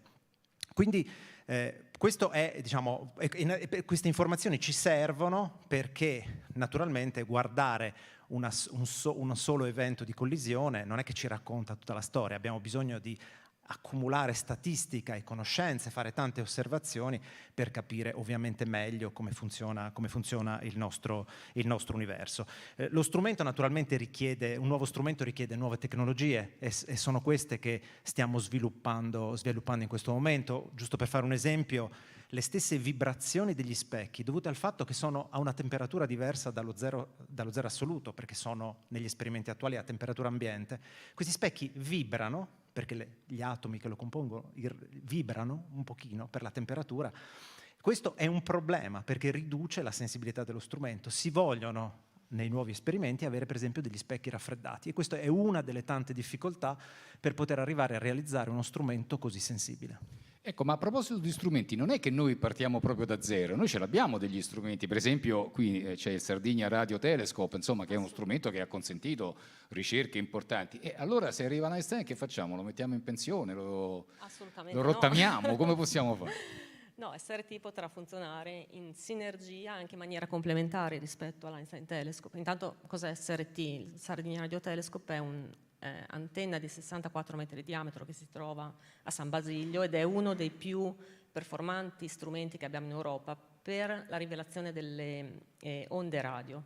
Quindi col Sardinia Radio Telescope adesso stiamo studiando il Sole, i pianeti, le stelle, le galassie, gli ammassi di galassie. Però ovviamente gli astronomi, i fisici che sono interessati alle onde gravitazionali vogliono anche utilizzare il Sardinia Radio Telescope per studiare le onde gravitazionali. Per capire la sinergia che ci può essere con il futuro Einstein Telescope, con Virgo, con LIGO, e vedete adesso le immagini di SRT, bisogna dire che oltre alla rivelazione delle onde gravitazionali dovute appunto, che dicevamo prima, alla fusione di stelle e due buchi neri, avvenuta nel 2015, che poi ha avuto anche un premio Nobel subito poco dopo, nel 2017 è successo qualcos'altro di incredibile. LIGO e Virgo hanno rivelato un altro evento e soprattutto lavorando insieme questi tre strumenti intanto hanno permesso di rivelare meglio le onde gravitazionali, ma soprattutto hanno permesso agli astronomi di tutto il mondo di capire da quale direzione del cielo arrivasse questo segnale, che poi si è rivelato essere un segnale proveniente dalla fusione di due stelle di neutroni. Ora, nel momento in cui gli astronomi sapevano da dove veniva il segnale, cosa hanno fatto? Tutto il mondo si è mobilitato e ha puntato tutte le antenne radio, i telescopi, i satelliti, tutto in quella direzione. E per la prima volta da quel segnale di onda gravitazionale è stato visto anche segnale elettromagnetico, quindi ottico, radio, X, gamma. E anche SRT ha collaborato a questa, appunto, ricerca proprio dando il suo contributo. Quindi da questo punto di vista, dicevo, lavorerà in sinergia. Dopodiché, quando SRT è andato in funzione nel 2016, ha partecipato a un progetto che si chiama Pulsar Timing Array, in cui vengono utilizzate le pulsar, un campione di pulsar. Anche qui le pulsar sono degli oggetti con un segnale radio estremamente preciso e conosciuto.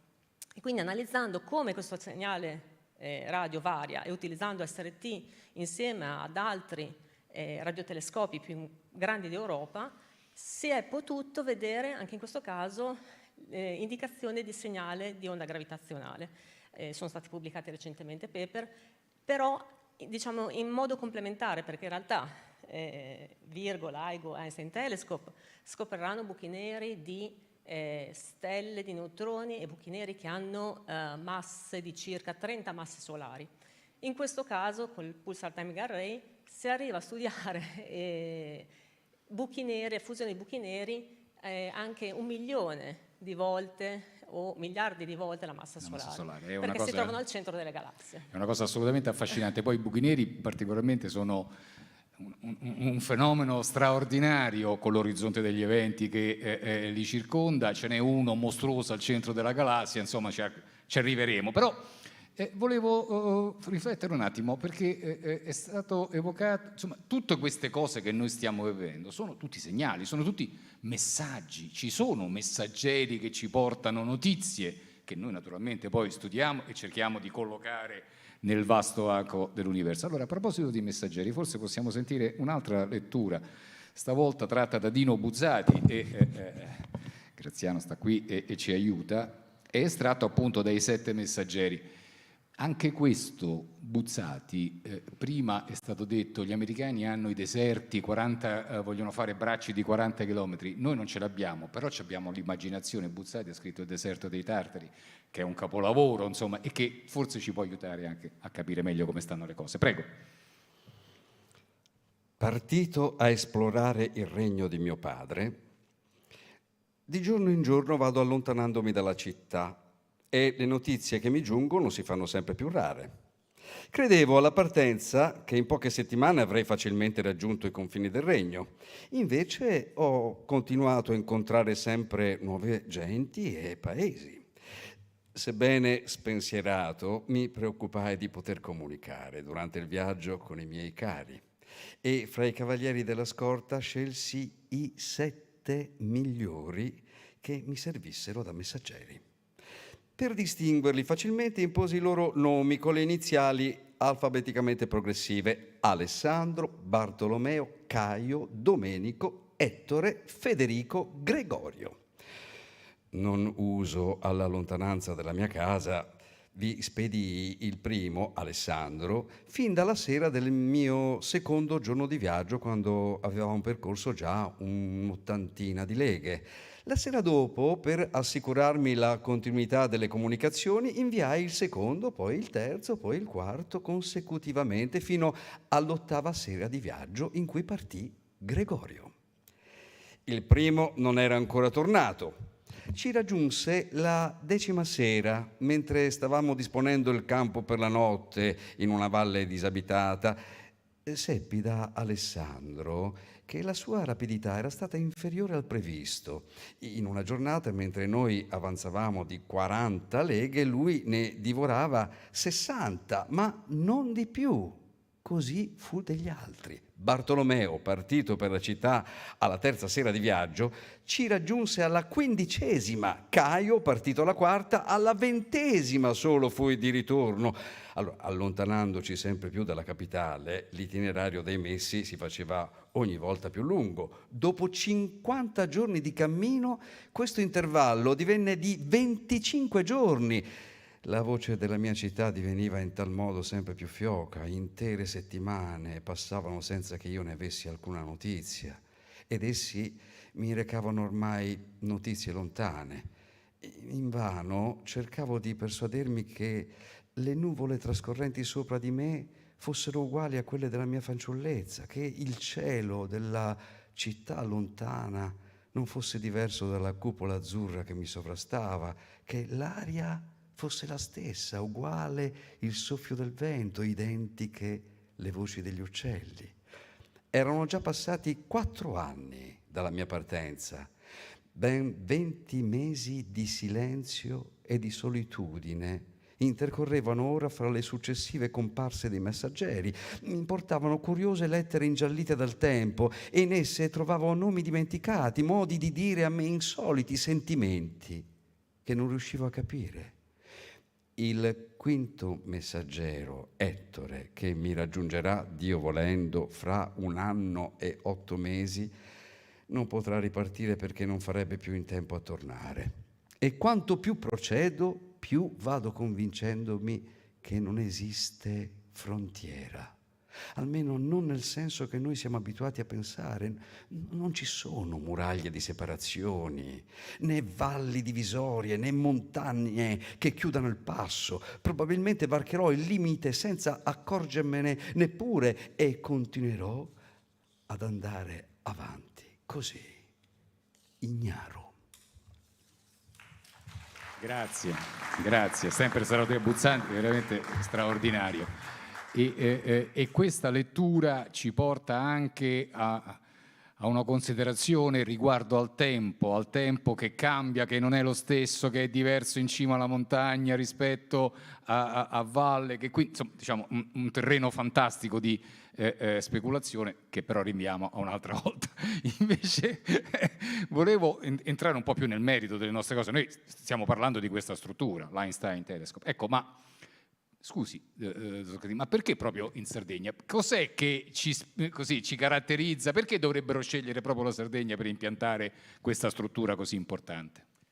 Beh, è lo stesso motivo per cui una macchina da corsa uno la fa correre sulla pista bella liscia e non la fa andare su una strada sterrata, giusto per fare un esempio facilmente comprensibile a tutti. È un esperimento molto sensibile, è un orecchio molto delicato in qualche modo e vuole sentire proprio, diciamo, piccole vibrazioni, in questo caso piccole deformazioni.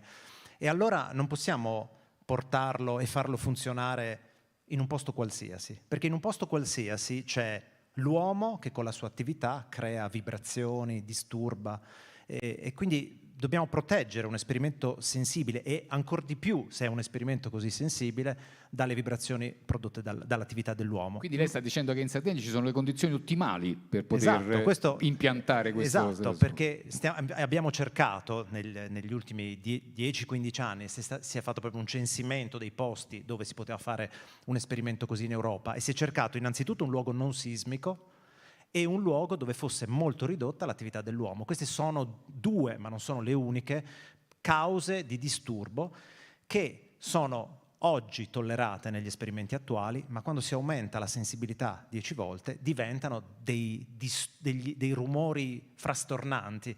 E quindi abbiamo cercato questo luogo silenzioso. Questo luogo silenzioso l'abbiamo trovato lì, esattamente in questi posti, nelle zone, nel Nuorese, nella Barbagia, nella zona vicino a Lula.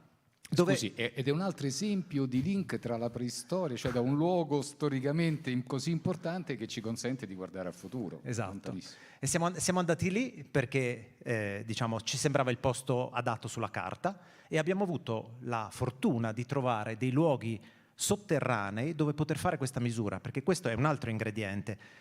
L'attività dell'uomo, il disturbo creato dall'uomo è in superficie, ma se andiamo sottoterra questo rumore viene attenuato. E allora abbiamo cercato delle vecchie miniere dove poter mettere i nostri strumenti e verificare se le condizioni fossero quelle giuste. E abbiamo questa campagna di misura esattamente qui, nella miniera di Sosenattos, vicino a Lula, dove oramai da più di 10 anni abbiamo della strumentazione, dei sismometri che misurano le vibrazioni del terreno, magnetometri che misurano il campo elettromagnetico, che disturberebbe comunque uno strumento così sensibile. Li abbiamo installati sottoterra e abbiamo scoperto che questo è forse uno dei posti più silenziosi al mondo.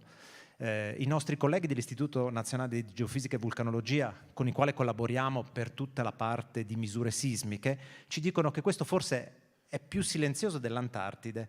L'Antartide non c'è niente, non è sismico, non ci abita nessuno, ma qui nelle profondità della zona di Lula siamo ancora più silenziosi, e questo è una condizione necessaria. Inoltre voglio aggiungere un'ultima cosa. Volevo far notare la sinergia. Ho parlato dei colleghi dell'INGV, c'è qua Federica dell'Istituto Nazionale di Astrofisica. Questo è un esperimento, un'infrastruttura di ricerca che faremo tutti insieme, ognuno con le nostre competenze, per far sì che si possa raggiungere un traguardo di questo tipo. È davvero straordinario la sinergia e il fatto che noi siamo depositari di questa cultura, di questa capacità. Insomma, troppe volte forse ce ne dimentichiamo quando parliamo dell'Italia, invece ecco qua, ci sono delle eccellenze che vale la pena. Però, dottoressa Cugoni, io insomma la devo un po' stimolare, cioè per favore ci faccia sognare, ci dica, ovviamente ci sono segnali, abbiamo parlato di messaggeri visibili, però poi il cosmo è anche pieno di cose invisibili. Non voglio dire la materia oscura, ma dico proprio di segnali che arrivano da lontano. Ecco, allora, appunto, facendoci sognare, ma che cosa ci dicono questi segnali invisibili? Dove ci portano? Cosa ci possono spiegare? Allora, è importantissimo studiare tutti i messaggeri che abbiamo, appunto si parlava di onde gravitazionali, di particelle, di onde che sono ottiche, radio, eccetera, perché quando andiamo a studiare un oggetto astrofisico, che può essere una stella, un pianeta, qualsiasi cosa, avere informazioni diverse ci permette di capire meglio i processi fisici che sono in atto in quell'oggetto. Faccio un esempio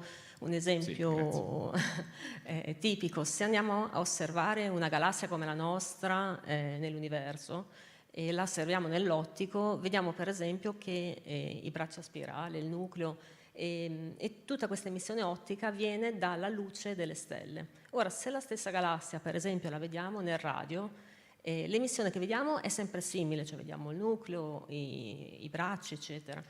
Però andando a studiare bene le caratteristiche radio di questa emissione, in realtà scopriamo che l'emissione che troviamo non è legata all'emissione delle stelle, ma è legata, per esempio, alla presenza di particelle relativistiche e campi magnetici che si trovano fra stella e stella nel mezzo interstellare.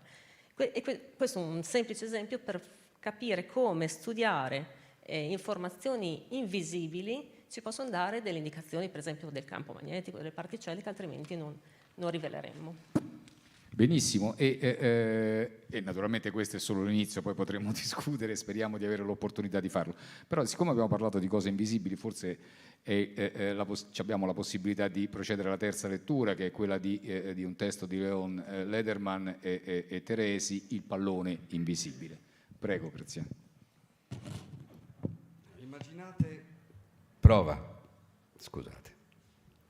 Immaginate una specie di esseri intelligenti che abitano il pianeta Twilo.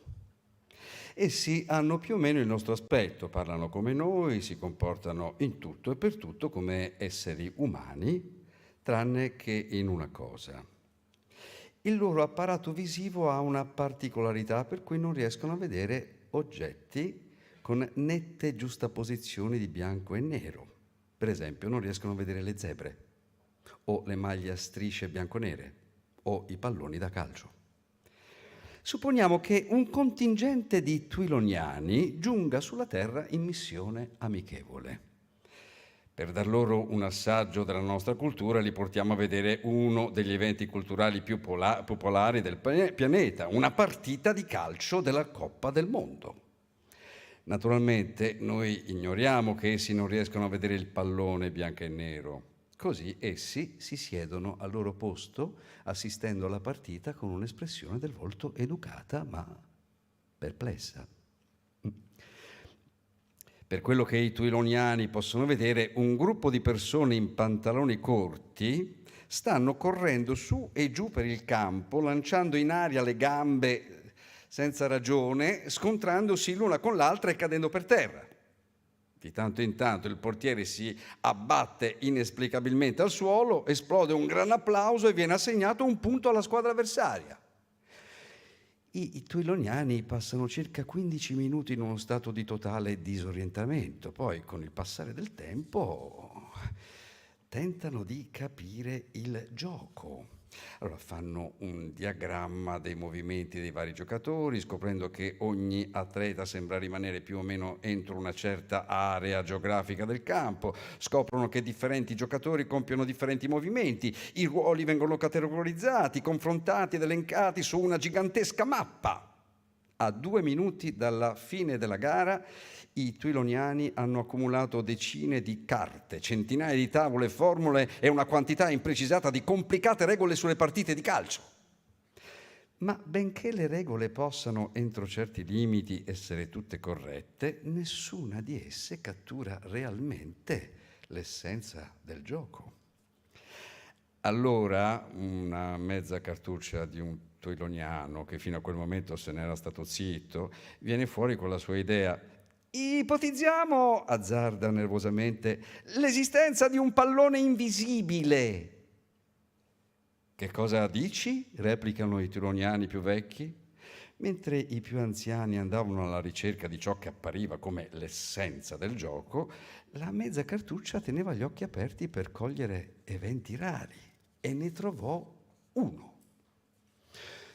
Subito prima che l'arbitro pronunciasse un punto e un mezzo secondo prima che la folla esplodesse in un frenetico applauso, il giovane twiloniano ebbe modo di notare il momentaneo apparire di un rigonfiamento sul fondo della rete.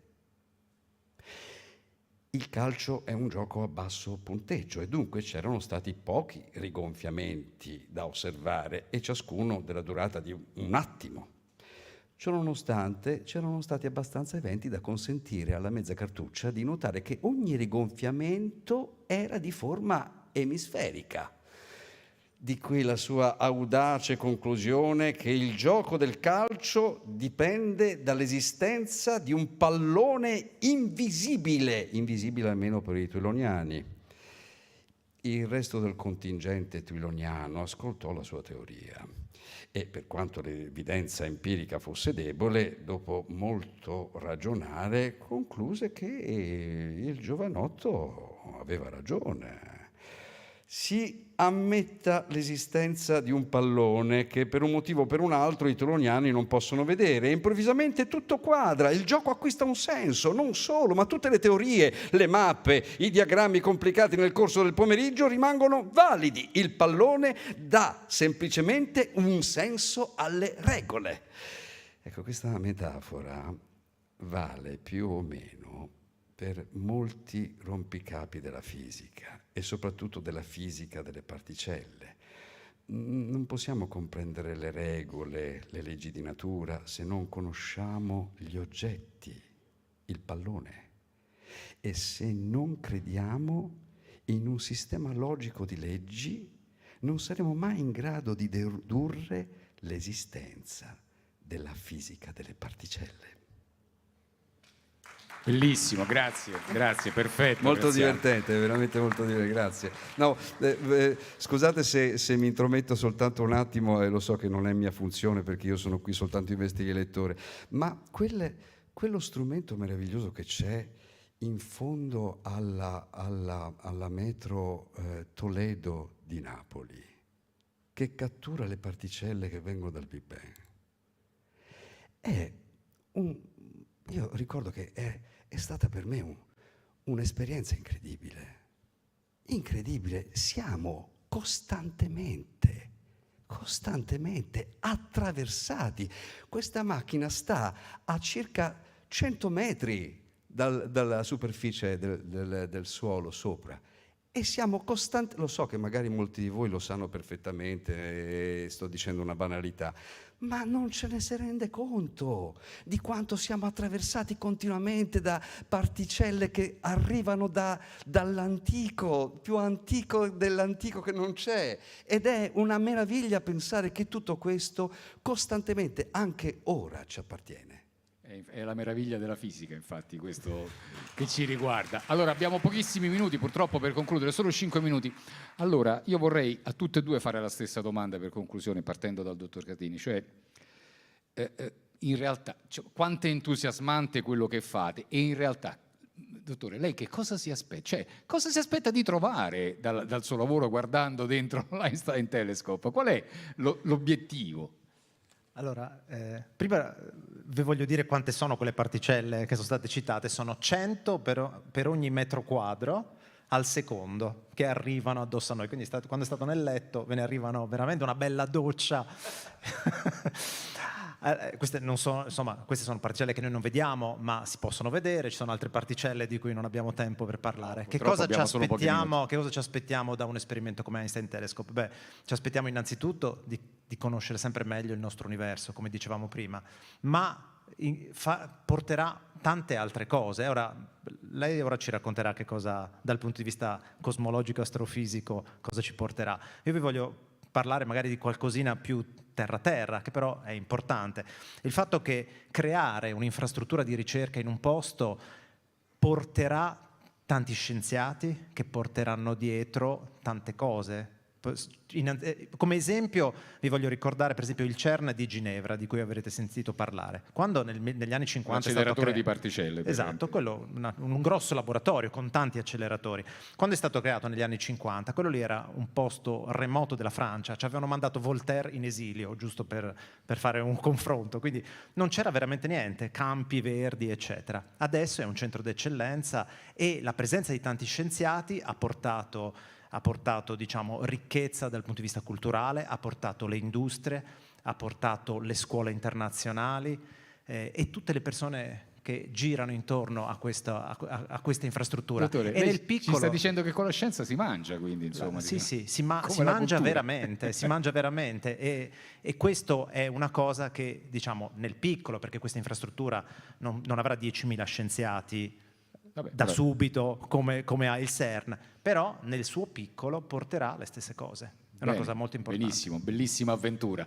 Ecco, dottoressa, aggiungo una cosa, che serate come queste sono assolutamente importanti, da un lato perché è il nostro lavoro dove spiegare alla popolazione cosa facciamo, divulgare, esatto. Nello stesso tempo anche importante per chi ci ascolta, perché oltre a sperabilmente capire quello che facciamo, permette al territorio di prepararsi, nel senso che è verissimo, ci sono tantissime opportunità di crescita anche per il territorio, però il territorio deve essere pronto a coglierle. Per esempio un'infrastruttura come sarà Einstein Telescope, esempio stupido, magari ci sarà bisogno di tanti informatici, di tanti fisici. Se il territorio riuscirà a formare giovani di talento con queste caratteristiche, chiaramente tutti se ne avvantaggiano, quindi da questo punto di vista è essenziale. E magari i giovani ricercatori li potremmo tenere fermi invece che lasciarli andare. Esatto. Bene, grazie. Ringrazio naturalmente il dottor Cardini, direttore della sezione di Cagliari dell'Istituto Nazionale di Fisica Nucleare, la dottoressa Govoni, direttrice dell'Osservatorio Astronomico di Cagliari. Ringrazio Graziano Piazza, attore e regista, e soprattutto grazie a tutti voi che ci avete seguito e speriamo di avervi interessato. Buonasera. Ah, ecco, allora, per potervi ristorare e magari riprendere fiato rispetto a quello che avevamo detto, 10 minuti, prendetevi il caffè e poi ci rivediamo. Grazie.